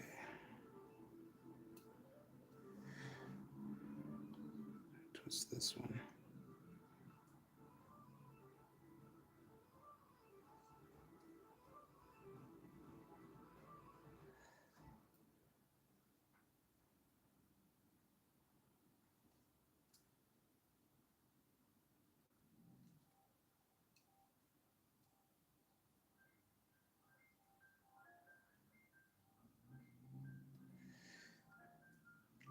So the twisting of the wire is compressing the material itself. It's like compressing it. And what this does is it helps with energy transfer and amplification. So that's why I decided at the last minute to twist the core wire that's going through the middle of this to amplify its energies as it's interlaced into this pendant. So slide this here in the middle, fit perfectly.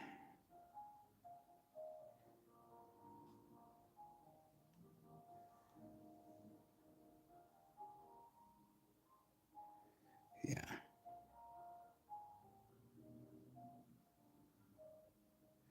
Okay.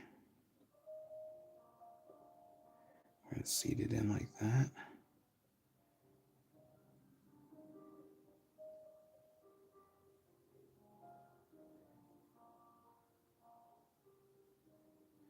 Okay. Looks like we need to add a bead in there.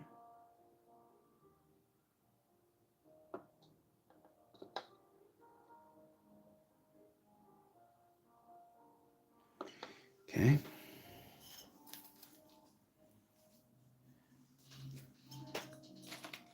All right, let's grab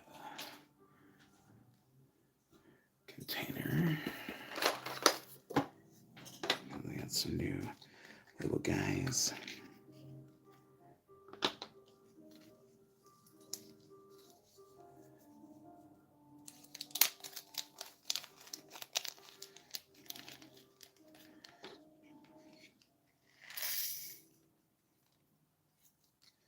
Okay.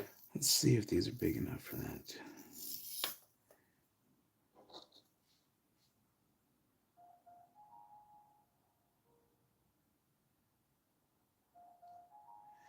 Ta-da! Perfect. A copper bead at the end there. Okay.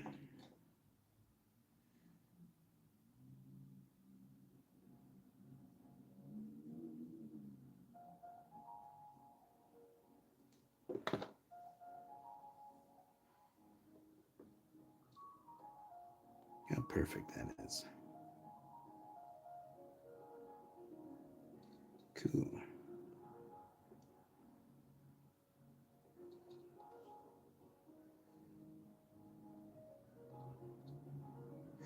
Yep, so that's the way we are going to go.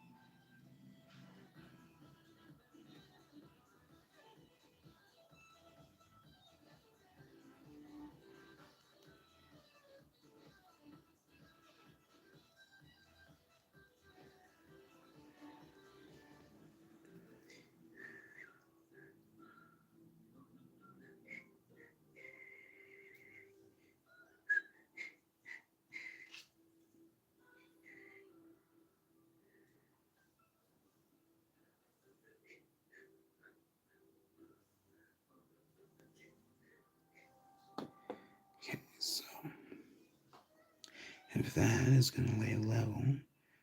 Try to keep this as level as possible. So we went upward. Okay, so that is actually going to be right in the middle. Perfect. Okay.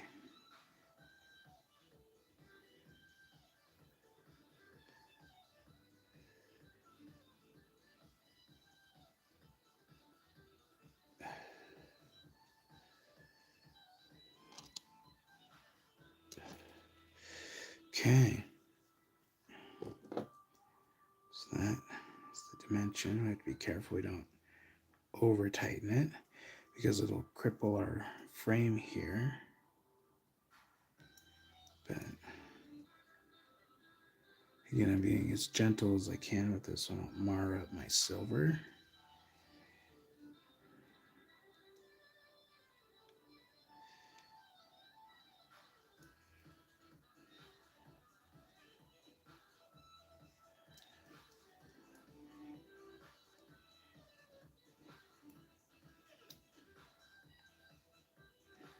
Okay. So that's pinched.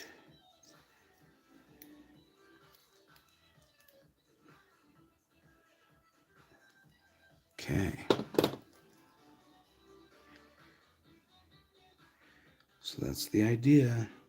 It's not like a free-flowing one because of how it was drilled. It's got a burr in the inside. I should probably get a reamer to clear out those holes so they flow better. But it allows you to rotate it on this pendant, and you can kind of choose based on the lighting because of how it sparkles in so many different ways. This is super cool. So we're gonna, so we made that fidget. So now we need to get rid of all this wire, figure out what to do with it so I'm not just wasting it. But this is my creation today. Little fidget pendant. It's kind of cool. Yeah, this little cutie. But I've got this whole strand of beads and we're working on the next couple weeks. Cranking out some labradorite because it keeps coming to me in dreams. I recognize their mandalas when they show up in my astral realm. I recognize their frequencies now. So they show up, give me energy. Could just be my talisman here, but labradorite has a very similar signature frequency, like a species of animals. Like you got your cats, sure, but there's so many different types of cats. What kind of cat do you have? You know, that's what I'm getting at. Is crystals are the same way. They have their pedigrees.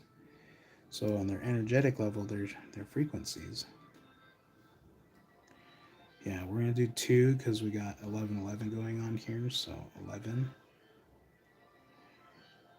So we're gonna fold this down here. Okay. Pinch that shut.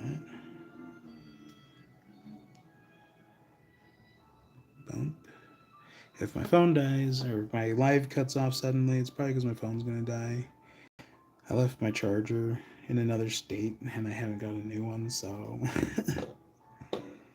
I have one of those electric or the wireless chargers, but my plug-in one for this lamp, so bummed.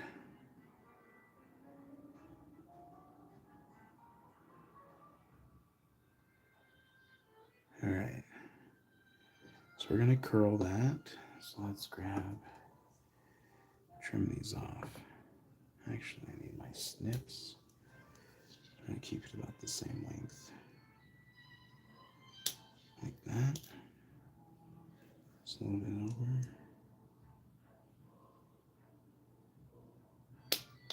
Like so. And then trim those off.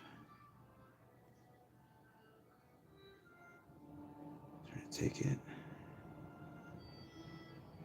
and curl it. Oh, where's my round ones? I was like, why isn't that rolling on me?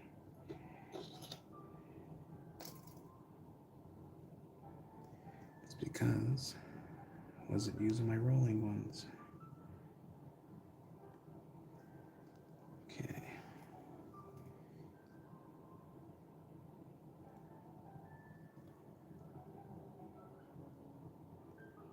Okay. Now I use this one to tip that in slightly. Tip that in slightly. Now this is like that. Take, grip it down.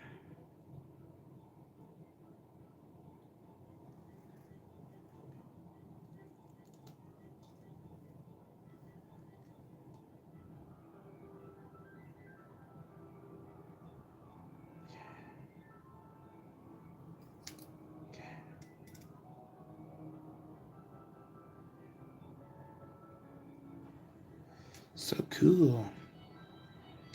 I love this little fidget. I could play with this all day. Oh, that's so cool. I love it. Okay.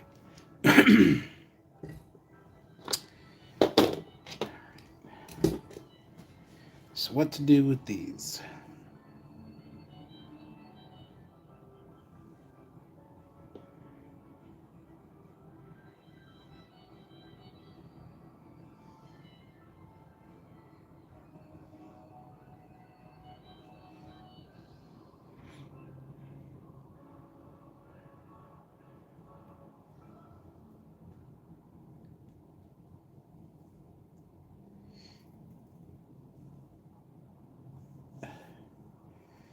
My eyes are upgrading, it seems.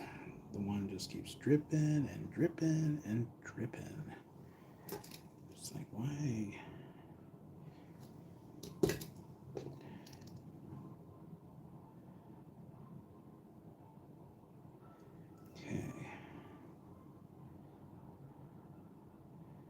So we're gonna need to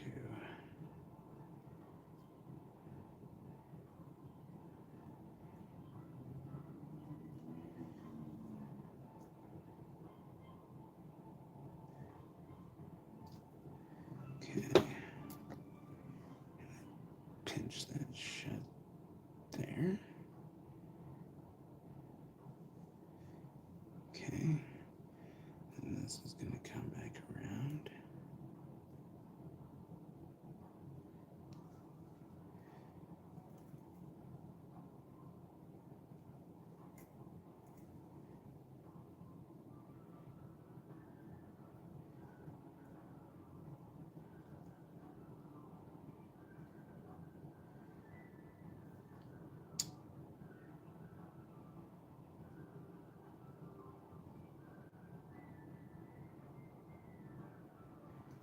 So funny.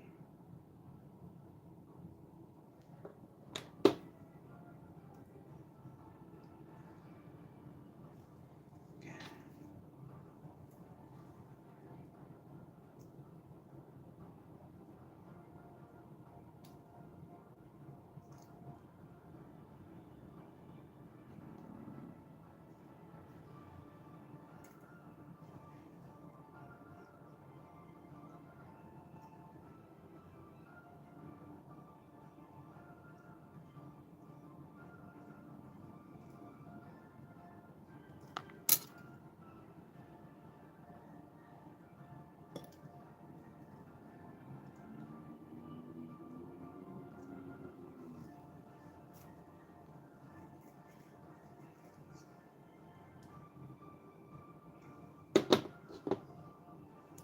Take that little tail off here. Okay. Boom, boom.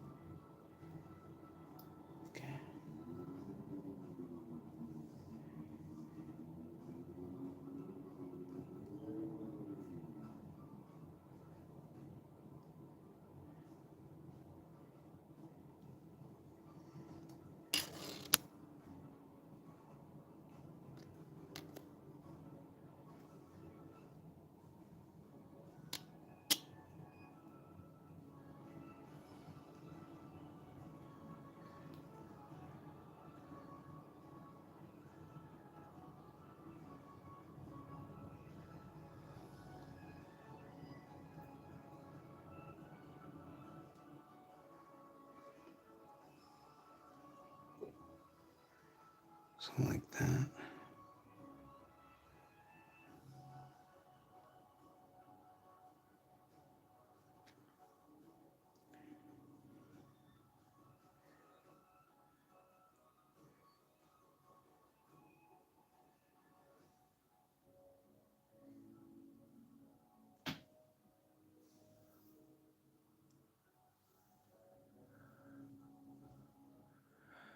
Oh, thank you. Thank you. My phone's at 3%, so my video is going to cut off. So I'm so sorry with you that it got there, but yeah, thank you. Hope my video lasts long enough. I'm at 2 hours, so apparently my phone battery is 2 hours. But yeah, this is what I'm working on. I'll have to see if I can get a charger. Hold on. Let's see what I can find. Get a charger.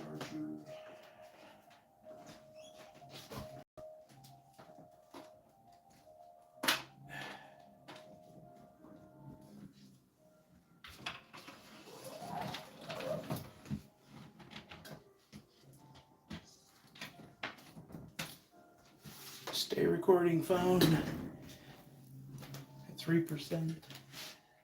Thought for sure I'd get at least 3 hours out. Okay, I am back. So if y'all missed it, I finally able to get this. We're gonna flip my camera around again. Oh, thank goodness. Okay, so we can continue my resume because my phone cut off. Okay. So I did get some messages. Steve, I'm back on here. Back live. Hopefully my new charger here. I forgot I had this one, but hopefully it's good here. So let's check out my comments here. Yeah, Vaughn, it's amazing.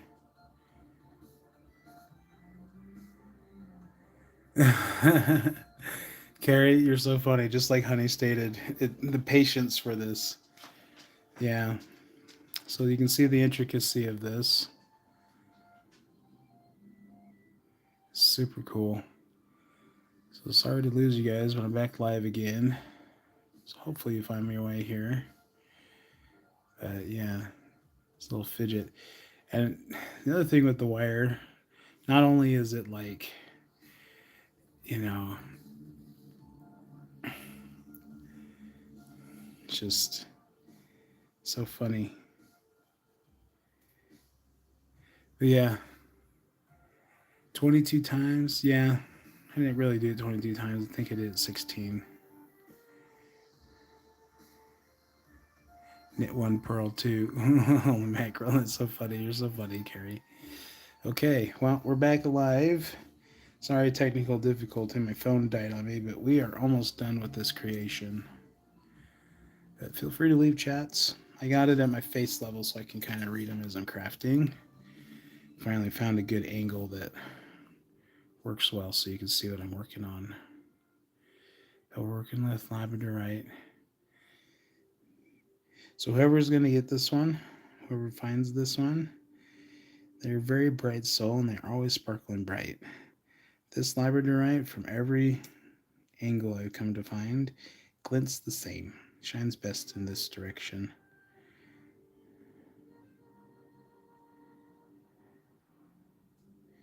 Anyway, super cool. So we're going to continue on my pattern here. So this is the 2 wires from my bale weave.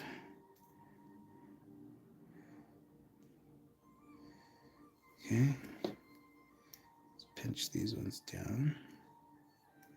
Gotta be very careful I don't mar up my silver because the square has a tight ridge. Okay, so we're gonna take this here.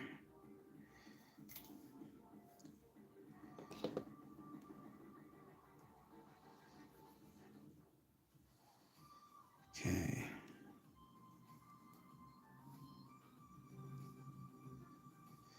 Okay. We're gonna pull it.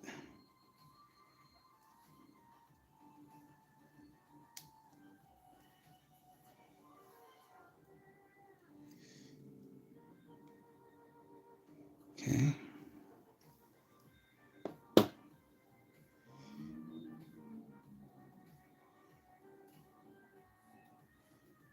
So 3 of those. Okay.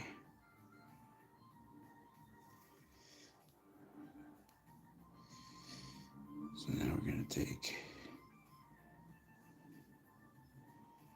this, come in and around.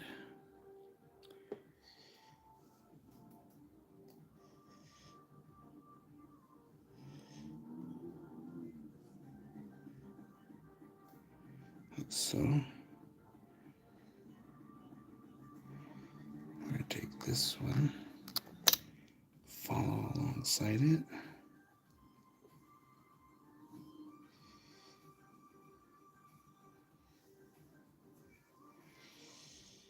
Okay. Boom. Like that.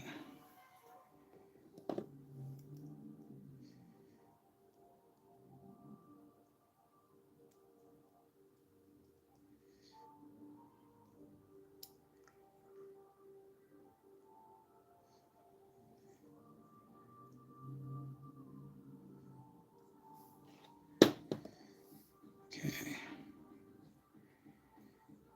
So boom, boom.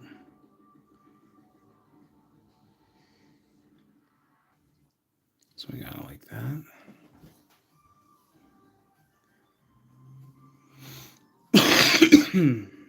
Oops, sorry to cough in the microphone there.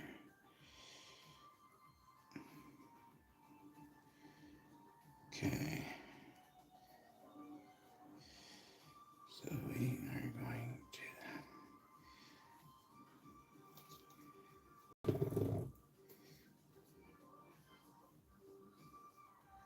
So funny. Am I done with this? Yeah. Okay, so we're just going to trim this because I'm done.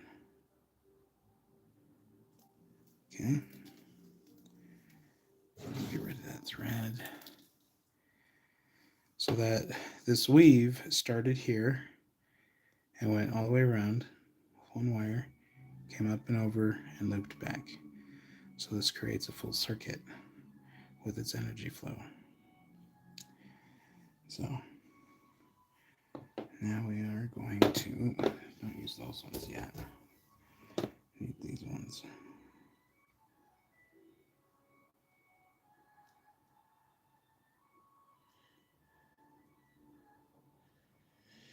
Okay.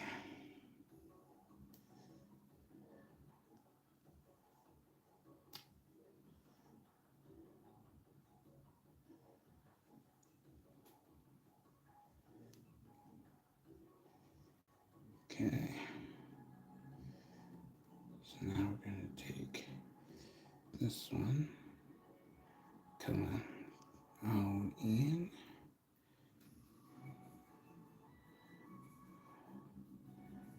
like that.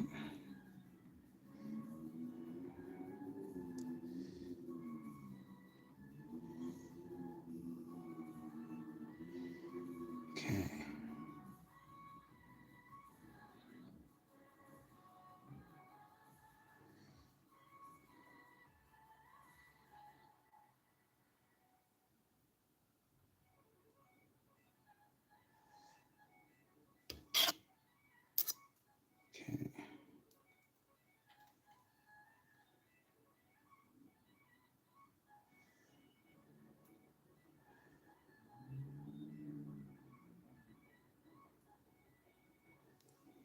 Okay.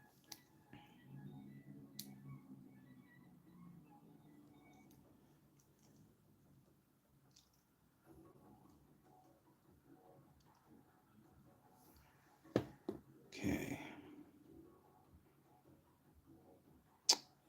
So that's the front. So this pattern here that you see, these curls, came off of 2 of these wires here. Okay. Alrighty.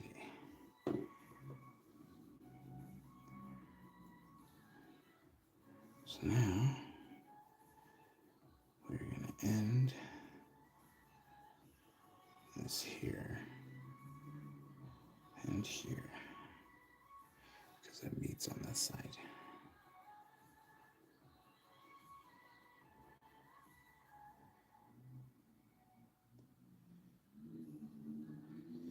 Okay, so now cut this tail so it's the same. Need my round.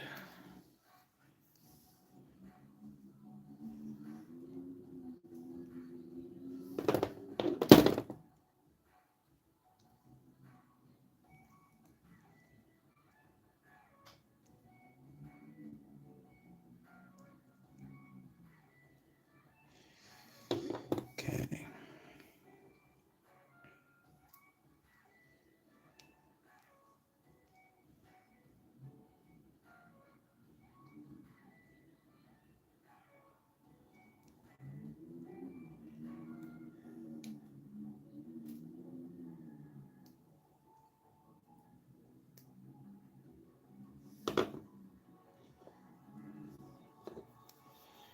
Cut this loop off here.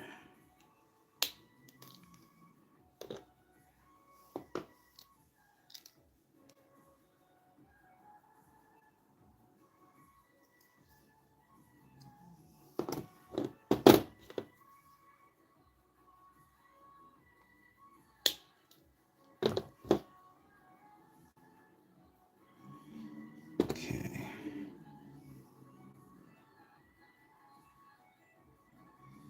Gently roll that one in. Okay.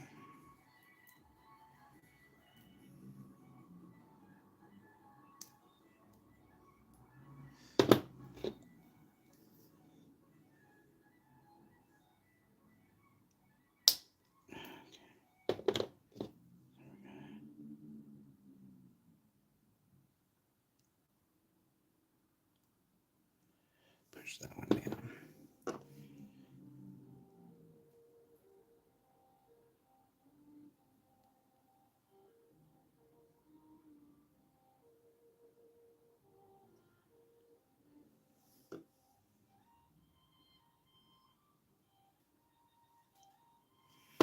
Okay.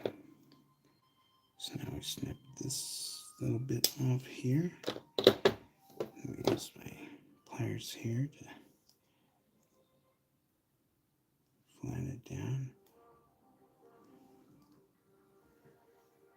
Then we're going to real delicately roll this one in. Okay.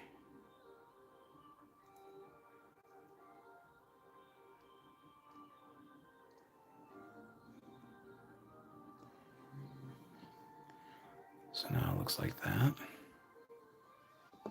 Okay, so we just tighten the bail through here. This is your front side. So these curls going along with it. So energetically, we have all these little spurts here. Super pretty. Okay, so now we're going to do this side, which means this.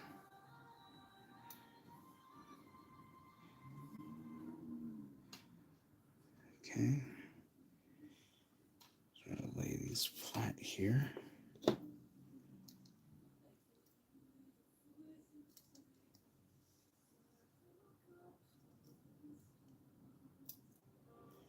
Okay. And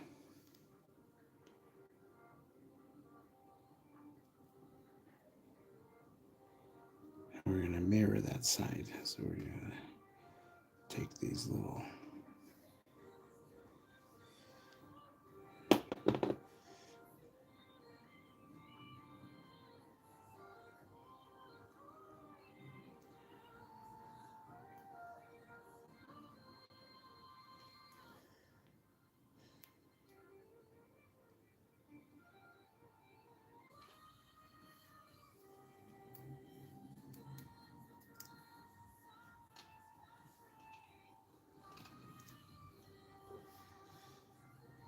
So now there's that.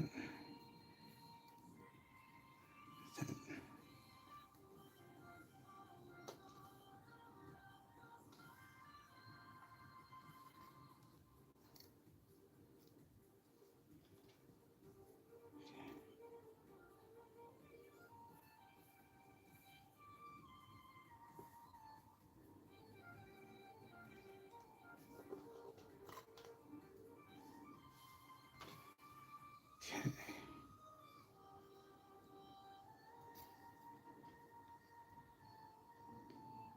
So like that.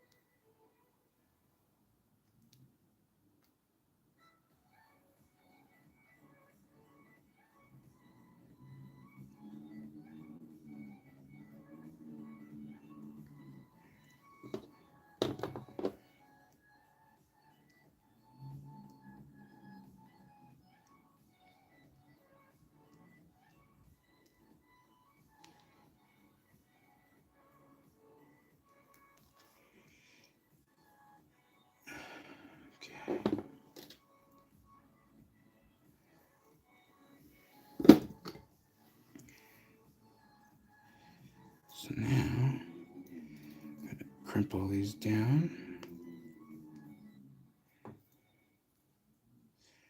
Give it some strength. Okay. And then we're going to level this, even this out here. So that's like that. Okay. So I've got these 4 left to do.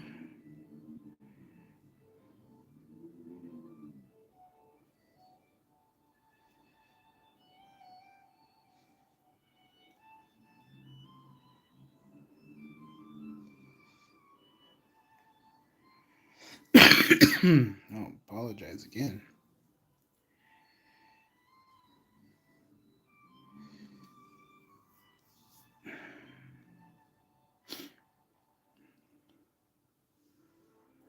So there's our creation so far.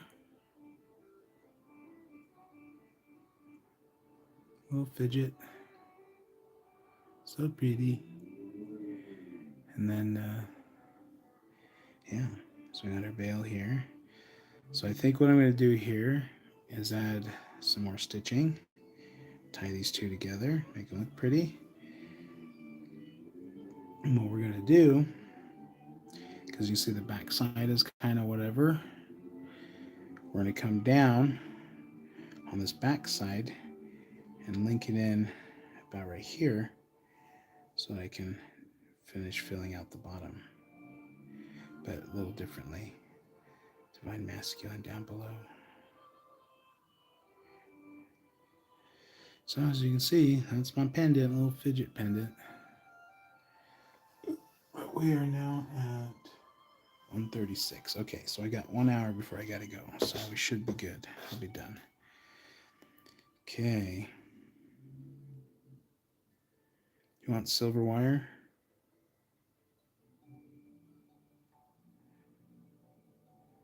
Yeah, we're gonna do some silver. Okay.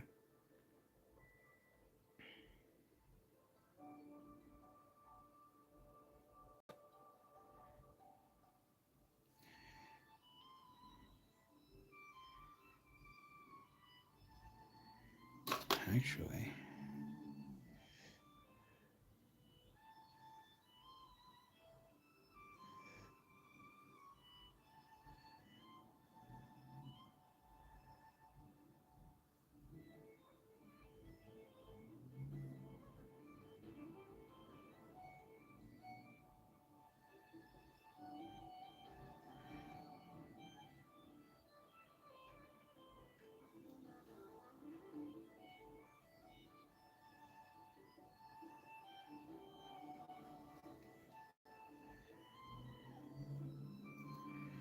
yeah, I like that. Radiating outward. Okay, so we are going to use silver today on these ones.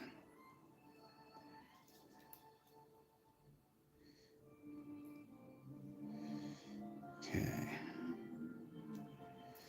So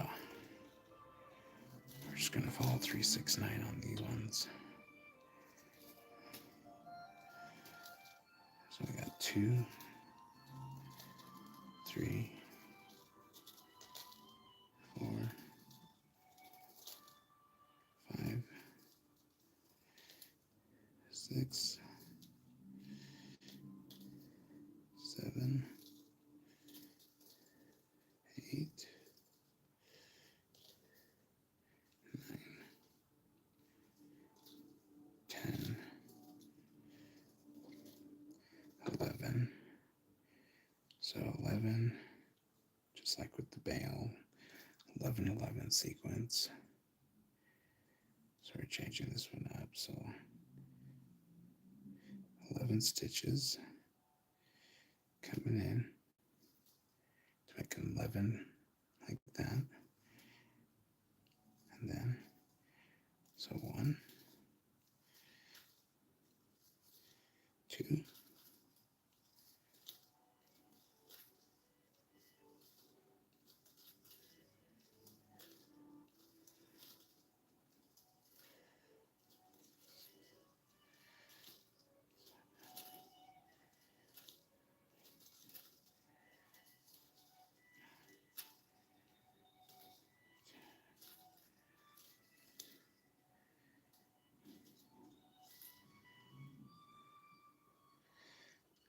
A little oxidation going on my silver there. It's okay, because we're going to clean and polish it when we're done. Okay, so there's 11.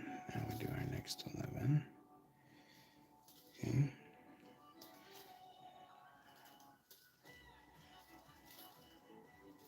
Okay, so 2,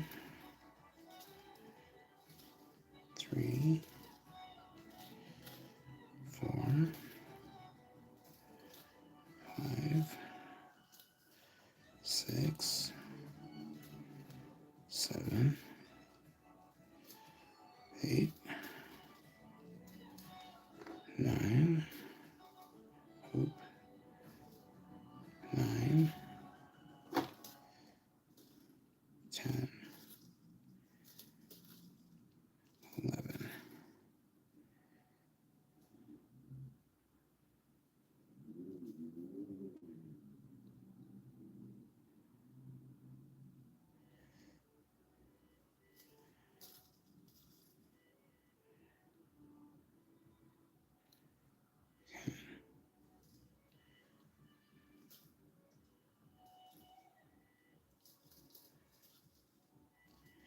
Okay.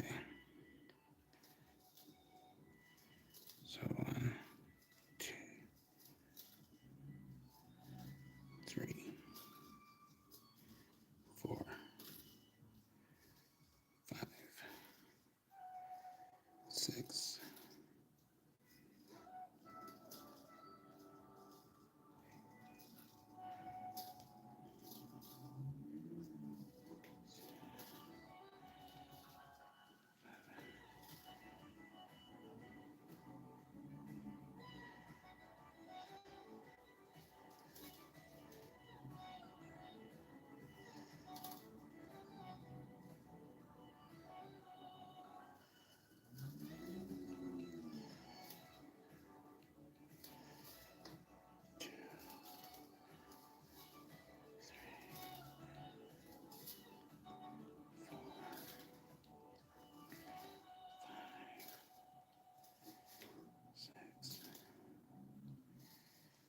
7,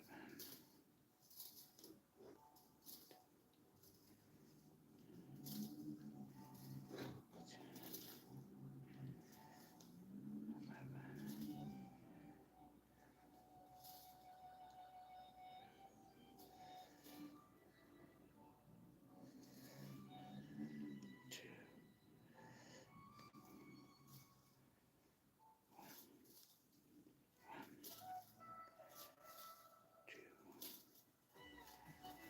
3,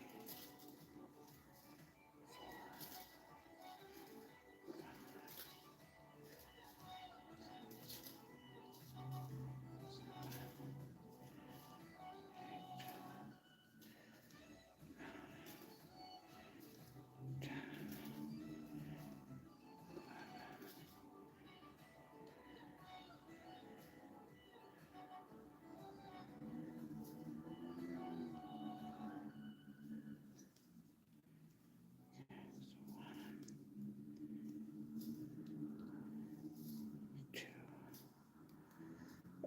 3,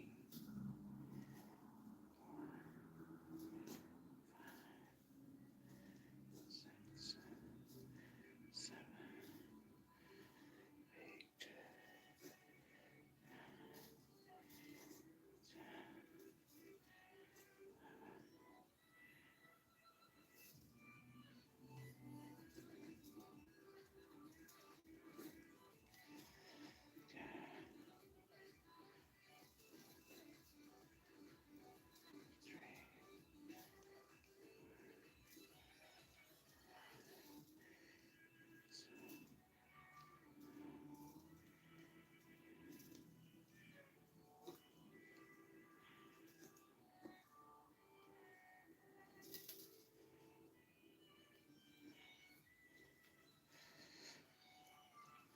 Okay, so that's where we're at so far.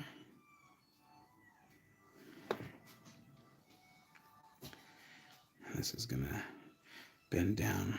We're gonna loop it into the bottom to use it up. So cool. I love the way this is turning out.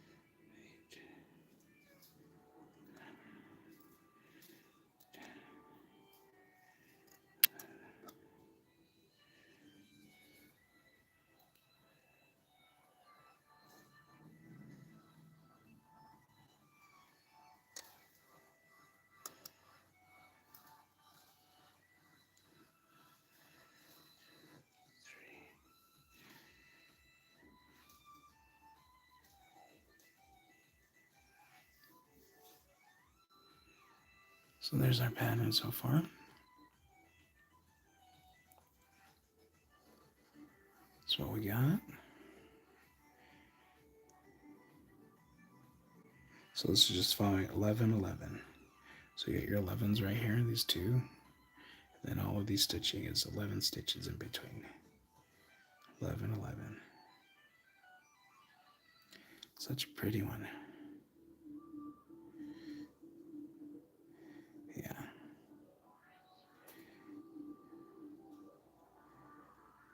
So cool. 1, 2, 3, 4, 5, 6, 7, 8, 9, 10. Cool. We're going to go 11, 11. So that's 3, 4.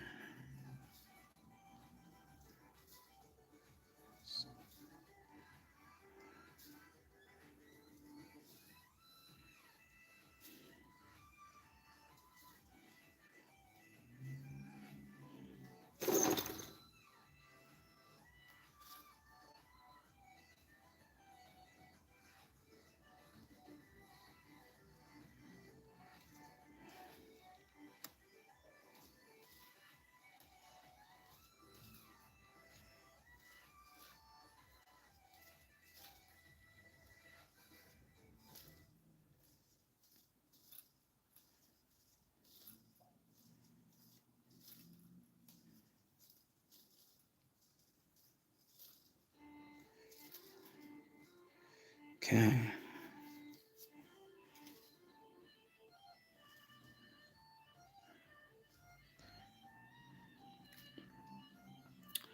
All right, so we are going to do. Okay. Yeah, we're going to do 11, 11. And then there's 11 stitches here. So we're going to call that good. I'm going to leave my tail here for a minute so I can grab and pull it tight once I get it shifted. Okay, I can get this one here.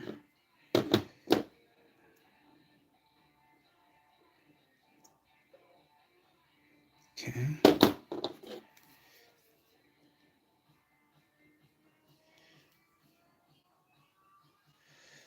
All right, so I gotta pull it.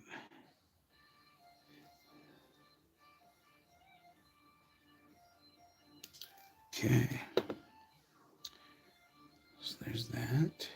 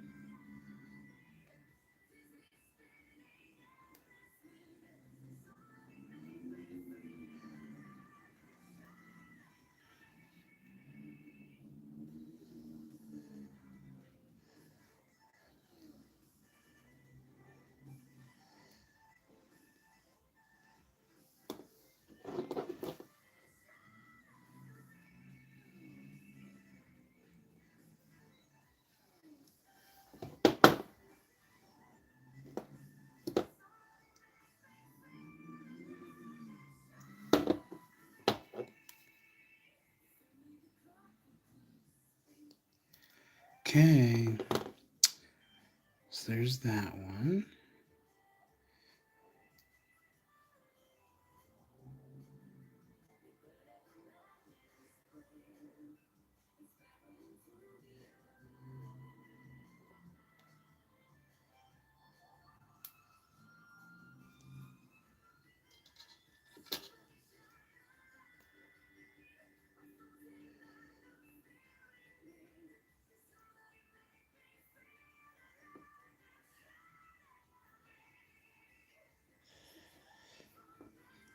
Man, Lizzie Hale, she has got some pipes. She's the singer for Hailstorm, female metal band.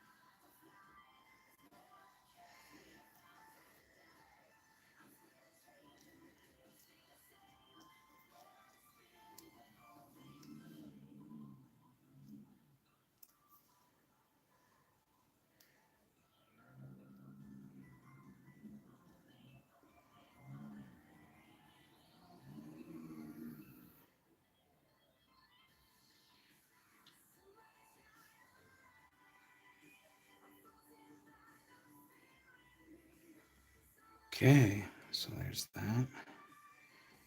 Comes through.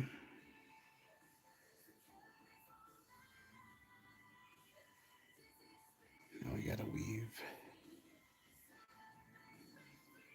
And come back to this.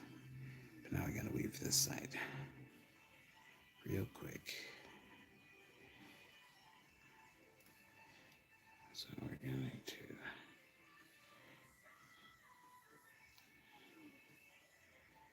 curl these.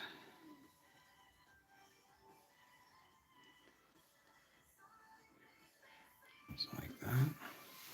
So I got my fidget here. And now, where's my silver? Right here. Okay. All right.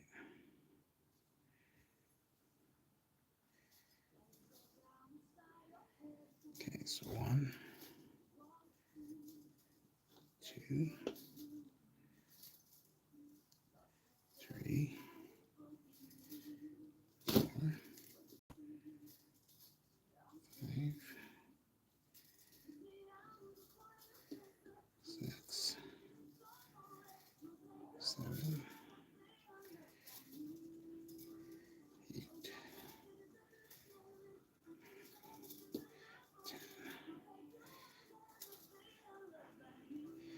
So I am following the 11-11 sequence with this weave pattern. Okay. So there'll be 11 coils here. I'm going to go and make an 11 right here with the double to bind the two base wires together, like that. And then we'll link it in, like that. So as you can see the pattern, 11, 11. So then we're going to do this 11 times. Keep the sequence for sacred geometry. So it's 3,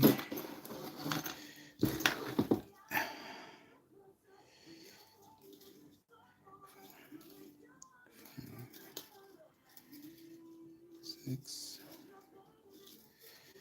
7,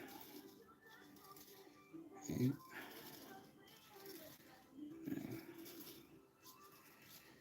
10, 11. Okay. Now, bind these two together.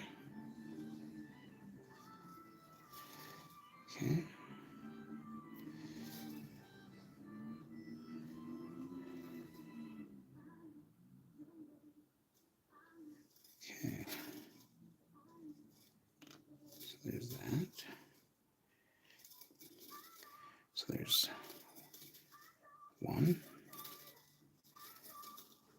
2,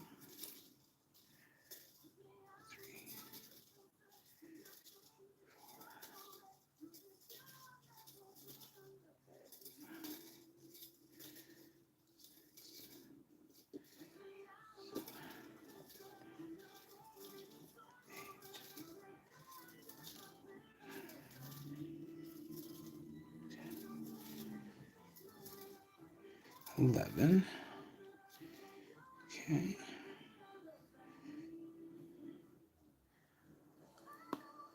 So we got these here. Now, do our double 2.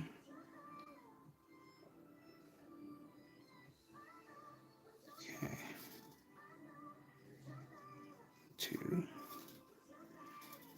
So 1, 2, 3, 4, 5, 6,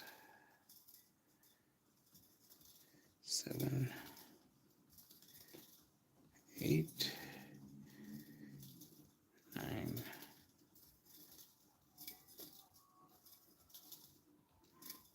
10. So that's 11.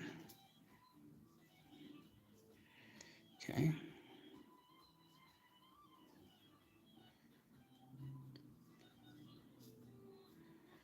All right, so that's 3 on our pattern there. 3 there, so we're going to go 4. I'm going to do this 11 times. So this is number 4.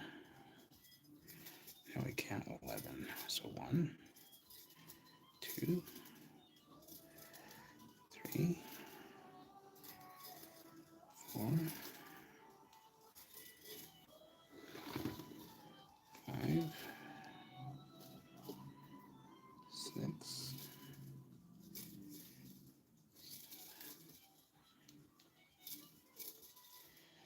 8,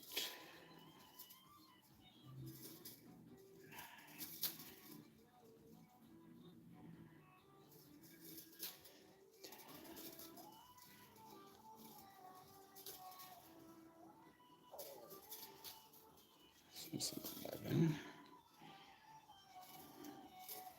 And we put our 11 here.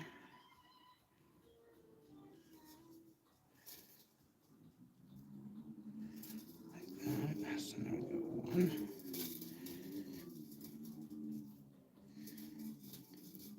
2, 3, 4, 5, 6,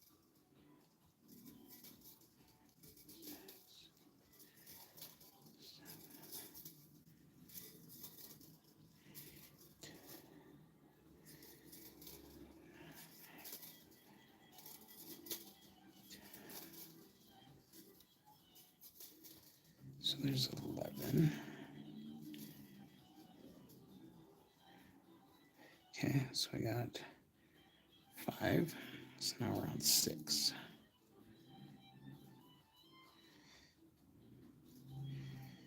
Okay. So do our next 11 there. Okay.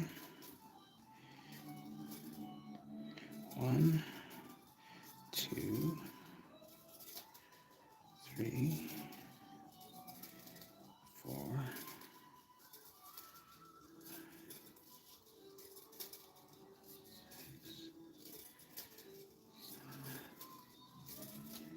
8.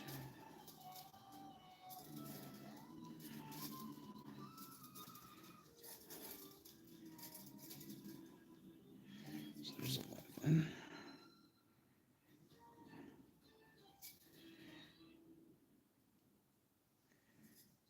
Okay, so this is number 7.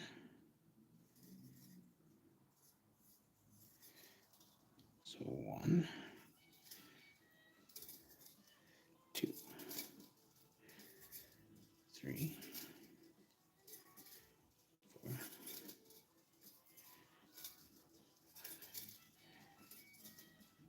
6, 7,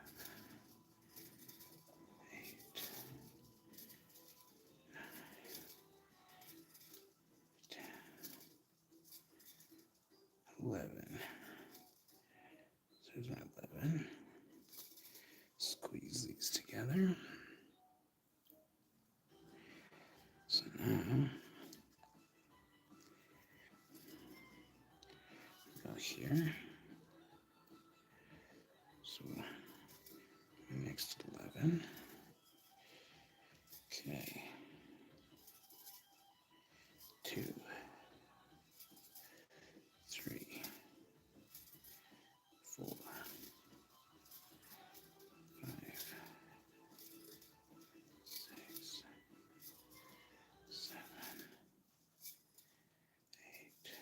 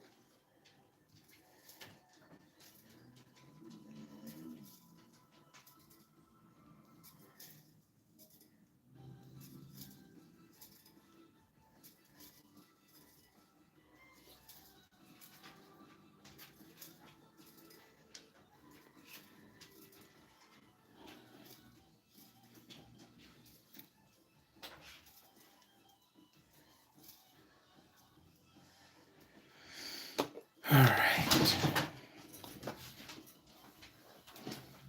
What are you freaking out about, dude?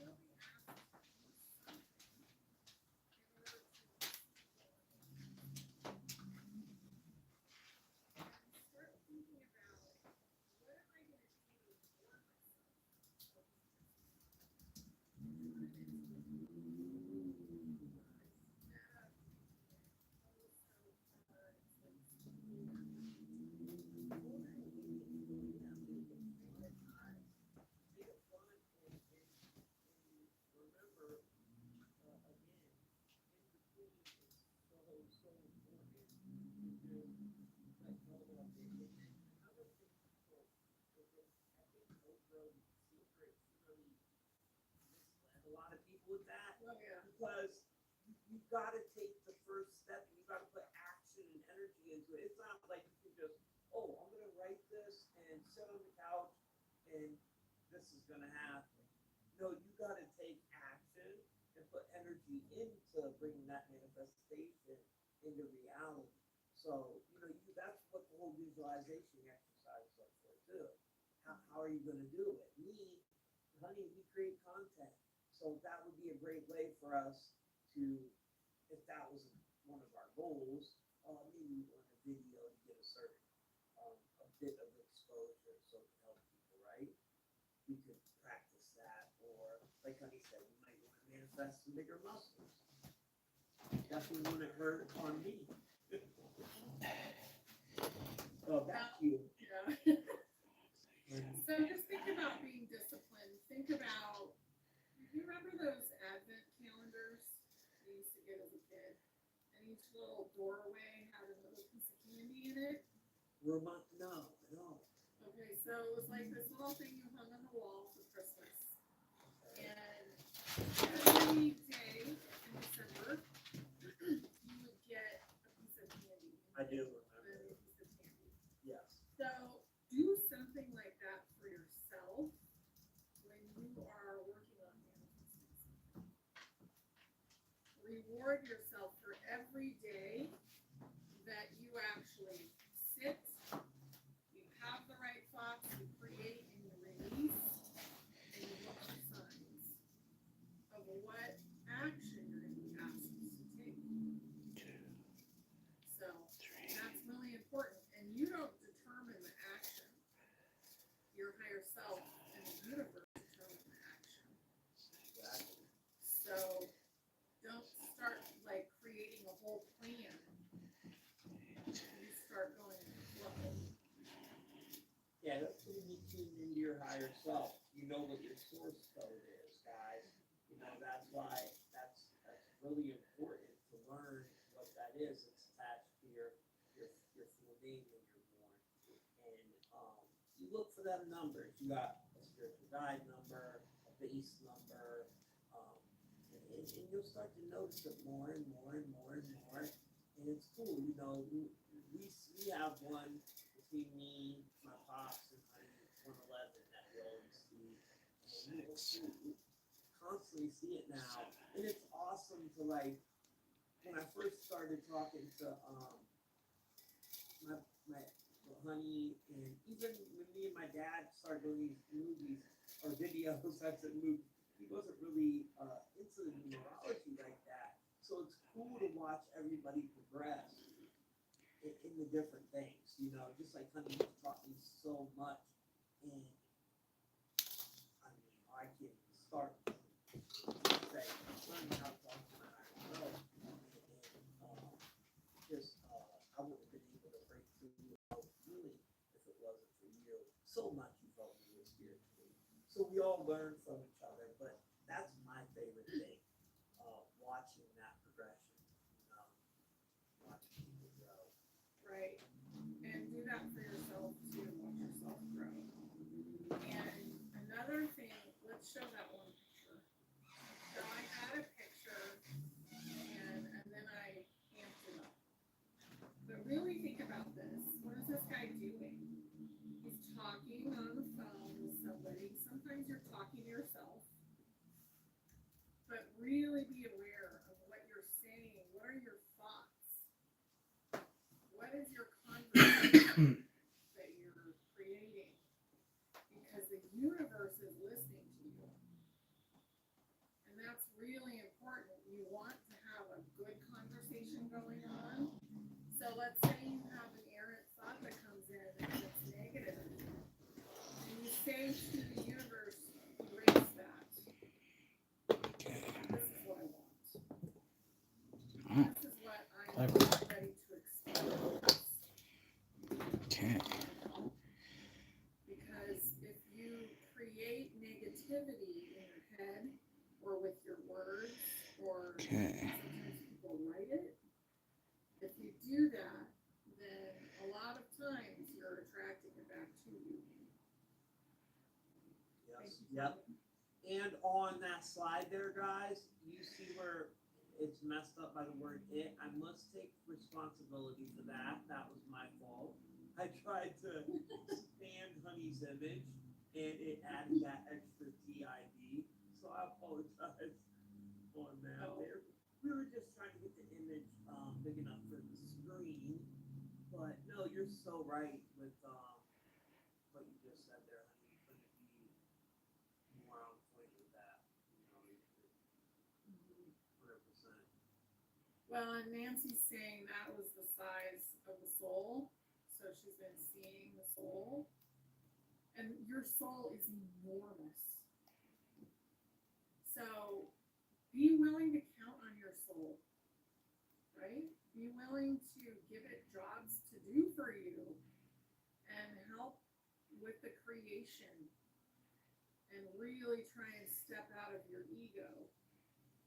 You know, the ego is the worry wart. It's the subconscious programming. It's the inner wounded. The ego is the one that will not allow you to listen to anybody else's perspective.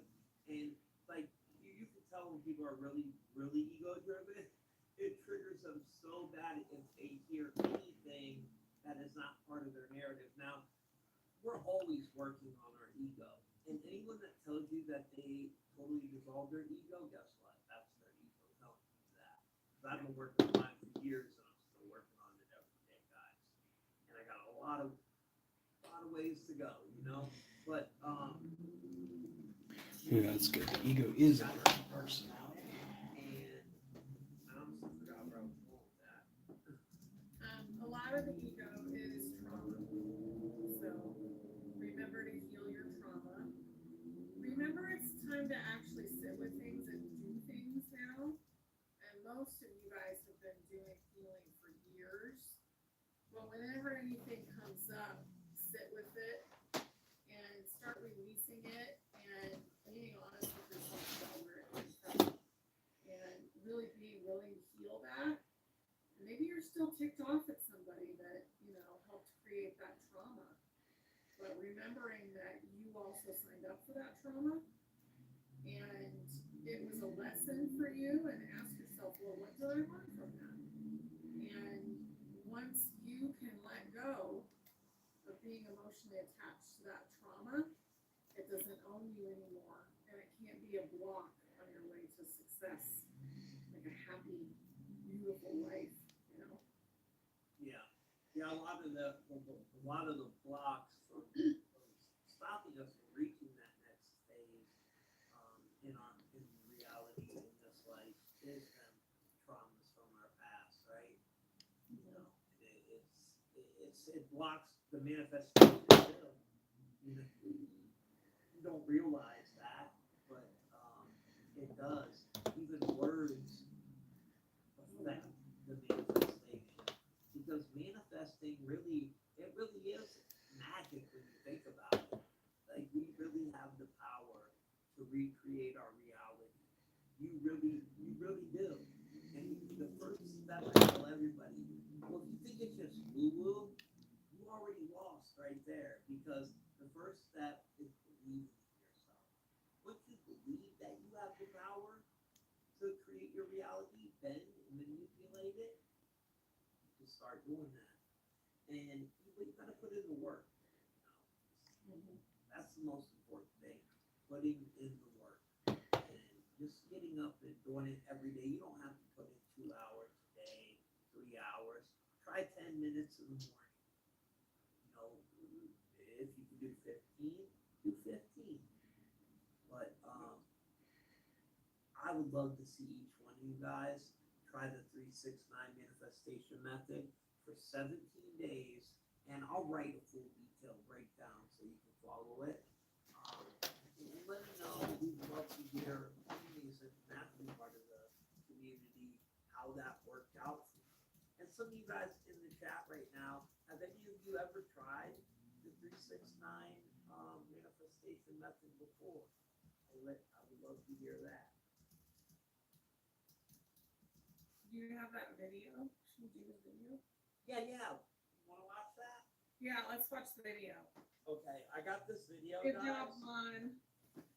Yeah, well, Vaughn, you're a perfect example, Vaughn, of the 369 manifestation method. You used it, bro. So proud of you. So I came across this video last night. Thank you. And I wanted to share it with Honey.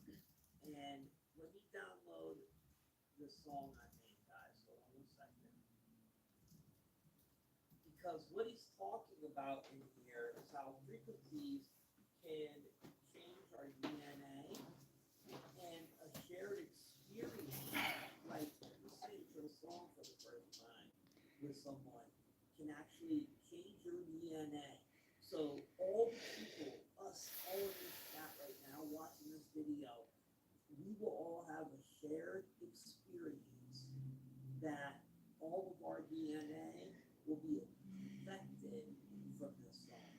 And this is a new song that I created. So I'm going to play the video first.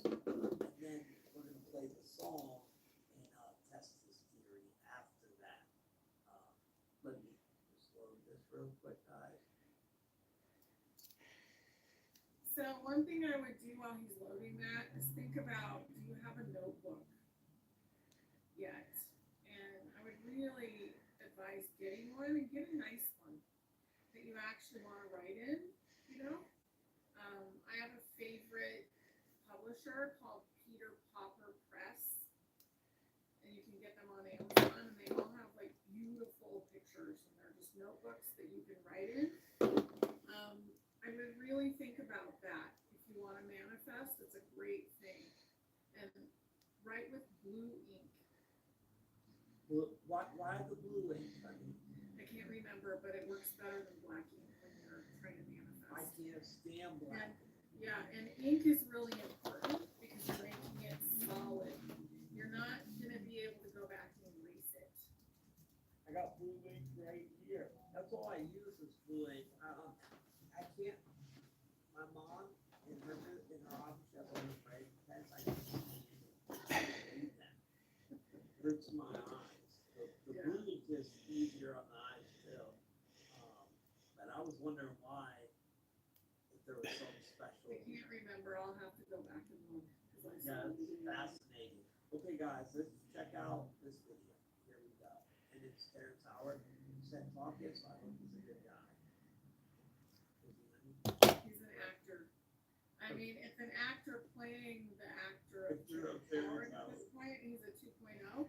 And yeah, he's a great guy because he's basically doing good stuff. To tear the human body apart when all you can do is use frequency to bring it back to its normal space. Guess what hydrogen sounds like? It's the key of E, and it's the color yellow. That's what proper physics gets you to. Oxygen is a chartreuse, and it's the key of F over F sharp. Now they used to, like I said, information used to be thought about as just electrical information passing on. But I got a question for you. Have you ever been at a party with some of your friends you ain't seen in 10 years, but y'all was like 14, you hung out, and there's a song that came on, you go, and everybody got up and was live at that moment. Now say 10 years later, you got a friend with you. He's a good guy, but he wasn't there when me and my boys formed this. So when that song comes on, our DNA tightens. There's a particular song, a scale in the genome for each and every one of us. Now, when that song is played, when your particular prime resonant frequency is played, guess what happens? Your DNA celebrates and tightens. Everything else gets pushed out. Harmonic wave resequencing. The carbon is also the key of E and yellow. The nitrogen is G. And all these play a song. So say that the F over F sharps of the oxygen, the green, is only hitting at an F. Why? Because there's another frequency coming in from a generator over there. That's changing and causing it to change. The F hits the carbon. So instead of hitting as an F sharp, it hits as an F. So when it hits the carbon and an E, it doesn't hit it quite right, so the domino don't file right.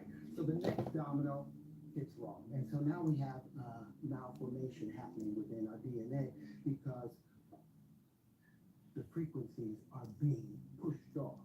But when we hear our tone, we tighten back up. So yeah, I'm in the process of building a harmonic wave sequencer with another doctor who has been able to successfully cure AIDS and cancer.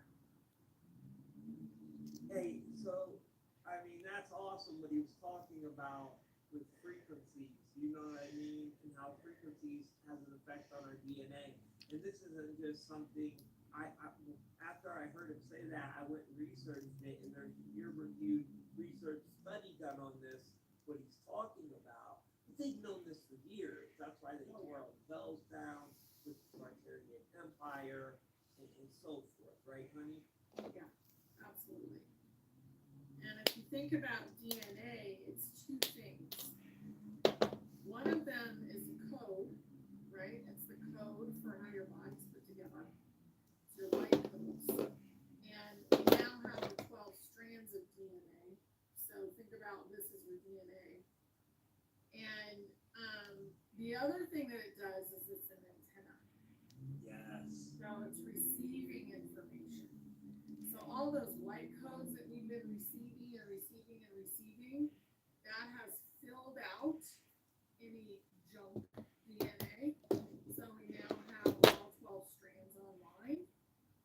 understand how to use them completely yet? No, but we're getting there. We are getting there. And Honey's right. Yeah, we don't fully understand it yet, but we are getting there. And it's cool. It's just like it fascinates me what you were saying with frequency and how it's all tied to our DNA. And then you look through the Bible and that's all connected to your DNA. I mean, it's been the DNA from the beginning. You know, even remember that one slide? I still have that. And each chakra is connected to different colors of the light spectrum. You know, you think of that. It just it proves some type of divine creation. Oh, yeah. You know what I mean? It just 100% proves that without a doubt. So, you guys in the comments that are here with us, you want to have one of them experiences like Terrence talked about, where we can all do a song. And our DNA might, share a trait in it together for life. I think that sounds pretty cool, right? Yeah, let's do it. I thought that'd be a cool exercise. So this is one I was inspired to write the other night. I couldn't really sleep. I dozed off for a little bit. And first person I sent it to was Honey. It was still early out there. She's 2 hours ahead of me. So I hope there's two of them, guys, two versions. I hope I downloaded the right version, but they're both amazing. So here we go. Listen closely. Most people think life is happening to them. But the deeper truth is life is fun. Since the beginning, they taught us to die. Never question what this world's about. Just follow the system, follow the rules, but never ask who's programming you. Because the mind is not just a brain in your head. It's a transmitter of energy waves instead. Every thought you think sends a signal out. And the universe answers without a doubt. Consciousness moving through space and time. Responding directly to the human mind. Okay, we are just about done with this. So we're gonna finish this up here.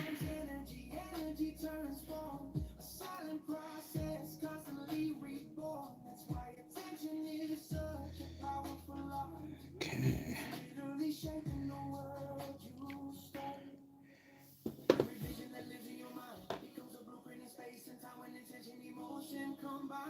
Reality gets to align. We are architects of reality, shaping the world through mentality. Mind is the code behind what we see. Consciousness writing the destiny. Okay. We have this.